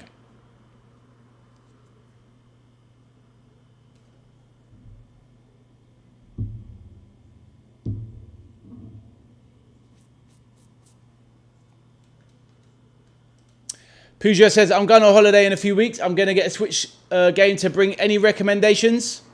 Right, so you got, is this a Switch 2 or a Switch 1? Tell me what kind of game you like, and I've got a suggestion that is a little bit different, but let me know. Switch 1 or Switch 2? Oh, and he wasn't a nice guy. Okay. Yeah, that's the problem. This is what I was trying to say earlier. You know, when we was having that little religious chat about things, people that have fame, or, well, not that influence famous, but people that have influence or have fame or so-called money, power, they don't respect themselves and they think they're above others. How can an influencer not be a nice guy? Do you know what I mean? It's like, you're just a person. Once that phone turns off and the lights dry off and whatever, who are you? You're just Daniel Cutting, the influencer. You're just the normal person. People have to stay humble. Remember where they're from. It's not that deep. Do you know what I mean? So Arthur, I hear what you're saying. Peugeot says, yeah, Switch 2 and I'll get any type of game. Fair enough. And Arthur says he was a nice guy. Oh, fair enough. So Peugeot, if you look at, depending on what any type of game, one game I played on Switch when I did have a Switch, which was, it was a phenomenal game. It's quite a rare game. It was called Astral Chain. Phenomenal game. So it's kind of like a futuristic kind of, not hack and slash, but how can I put it? It was kind of third person, but like action adventure, but with a kind of mech, robotic kind of like counter link. So you're a human person, but you kind of synced up with your humanoid, and the combat is phenomenal. The story is really good, futuristic story, and it's on Switch 1. It's very cheap. Obviously, you can go with the basic stuff. Your Mario Karts, your Super Mario, etc. But I kind of like games that, a little bit edgy, a little bit different. But yeah, there you go. That's my recommendation. Have you ever played Thank Goodness You're Here? It's made by the same people as Untitled Goose Game. I haven't, no. I haven't played that many indie games, to be fair.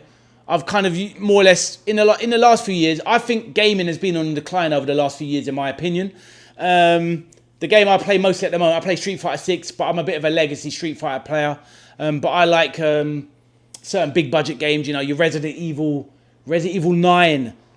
That's the game I'm getting next. Mate, if you're into indie games, that's one thing. So obviously you might like it more, obviously kind of, what's the word? More, not basic in terms of thingy, but more simplified games in terms of the indie style. Hollow Knight, for example, is a brilliant game. Hollow Knight 2's just come out. But yeah, I love myself adventures, really immersive games. Resident Evil 9 Requiem, that's what I need to get next. But yes, I'm a big Street Fighter 6 player. So yeah. You have an arcade in your house to play retro games. I love playing E-Honda. Fair enough. Nice one, nice one. So Pat's my man. Welcome to see you, bro. Pat says, anyway, where was I? George Michael toilets, Mike Tyson, and I think that's enough to be going on with. Those who know. Wink, wink. Yesterday stream, good stories, my man. Exactly. I'll give you the full Mike Tyson story one day, but that'll be a separate one. Maybe I'll make a video on that. I'll have to be careful. But yeah, I've got to watch out in case Iron Mike ever sees it. It might come for me. Give me the, sure you can. But yeah, Peugeot, I used to have arcade machines myself. I had a twin sit-down virtual racing twin arcade racer. I was telling my son about it the other day. He couldn't even remember we had it. And I had a stand-up arcade machine that I converted and had a main emulator in with fully working 6 buttons and a joystick, all of actual, proper arcade machine. And yeah, I loved that, but sadly, it didn't last too long in the garden and I had to get rid of it. But yeah, it's good to see you, Sir Pats. Hope you're doing well. Getting ready for the England game.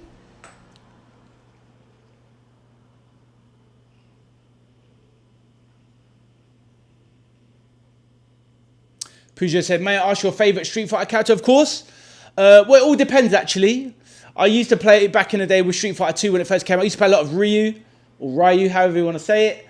Ryu and Ken, obviously. But I am an M. Bison player. So, obviously, the big boss character of the Street Fighter series.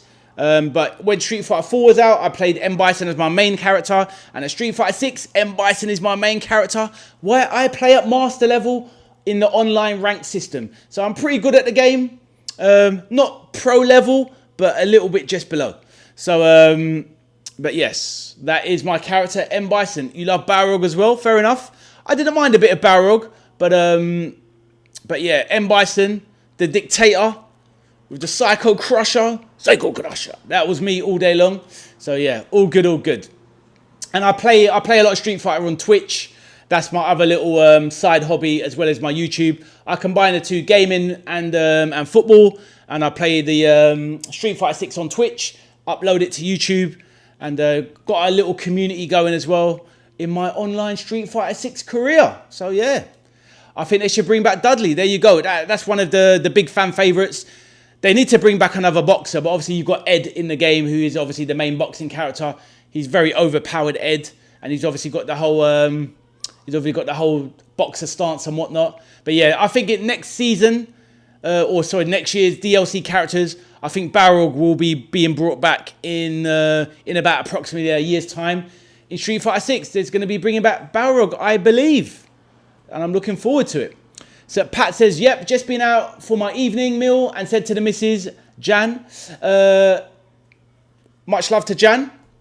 Lovely name. Is it a Jan? Is it a Janet? My mum's was called Janet. Got to get back to the veteran arcade soldier. There you go, Sir Pats. The loyalty to your boy. That's what we like to see. Sorry, Jan. He's busy. Peugeot said, he's in the movie, so probably, yeah, exactly. He's going to be played by 50... Well, he's played by 50 Cent. How do you think the trailer of the movie? It looks all right. It looks a bit cheesy. But yeah, I think it's going to be a decent movie. Peter says, I used to like Sensible Soccer on the Amiga. That was a game. So simple. Like, that's the thing, Peter. Back then, that is a football equivalent of what we would call indie games these days. Sensible Soccer was a phenomenal game. So basic. Just the way you could ping it. It was so smooth, and you could just arc little bending balls over the top. You know, such a good game. Sensible Soccer. Brilliant. I used to like Sensible Soccer on Amiga 500. I was pretty nifty on 1942 arcade machine. Old classics, mate. Those coin gobblers. But yeah, that's basically where my name for the channel comes from. Veteran arcade soldier. Not a soldier. I've done other jobs in the line. Arthur knows. But yeah, that was me as a kid. I loved the arcade. And yeah, I'm a veteran of the arcades, 100%. Arcades are no longer a thing anymore, sadly. Peugeot said, I remember a football game where there was a glitch to avoid fouls by running away from the ref. Can't remember the exact game name though. That's the thing. Back in the day, games always had so many glitches, etc. And yeah, it is what it is. Just to give everyone a heads up, this stream is going to end in a couple of minutes because I need to activate the next stream for the England game. So obviously feel free to hop over there and we can continue chatting and enjoy the second half. I might take a couple of minutes break, but all good. Peter says there was an arcade 5 feet from my bus stop. This is what I mean, mate. It was just like, arcades were everywhere. And honestly, that's the reason why I failed secondary school. I failed secondary school so hard because I love video games. And I was doing what Arthur definitely shouldn't be doing, which is bunking off school. Yeah, I used to bunk off school to go and play Street Fighter. Shambolic. Why not stay on the same one? I can't, mate, because I have to activate it, annoyingly. Because otherwise, I've already programmed it to start. So it will kick in. And naughty, I know, bunking off school, mate, I know. But this is the thing. My mum was a good woman, but she was not the most... I think it's just different, Arthur. Things when you were growing up in my day, parents were like, you go up to your mum or your dad or whatever and say, oh yeah, how you getting on, son? You getting on well at school? Yeah, mum, you doing all your homework? Yeah. Do you think my mum ever asked to see my homework? Never. And obviously as well, you didn't have the communication aspect. Your school weren't likely to ring you at home and ask your mum to speak, unless you did something really bad. But obviously now, when your children miss school, a day at school, you get a text on your phone, why aren't your son at school? You're like, you know what I mean? It's just a different time. Big up with our hands, Arthur. Whoop, whoop. Big tens. So we've got a couple of minutes to go. Just like to say, everyone, if you're jumping over onto the next stream, please do follow me over. Before you go, close the chat, hit the like button on the stream, help out your boy Ade, and all good. Now, if you haven't subscribed, subscribe to the channel as well. And yeah, enough of your emojis, young man. But yep, all good, all good. But yeah, love me some arcade. But yeah, different times. We're in a different world. And obviously consoles are so powerful now. You know, you take them abroad. Peugeot's about to buy himself a Switch 2, which is powerful than any arcade machine that's ever been built. So it is what it is.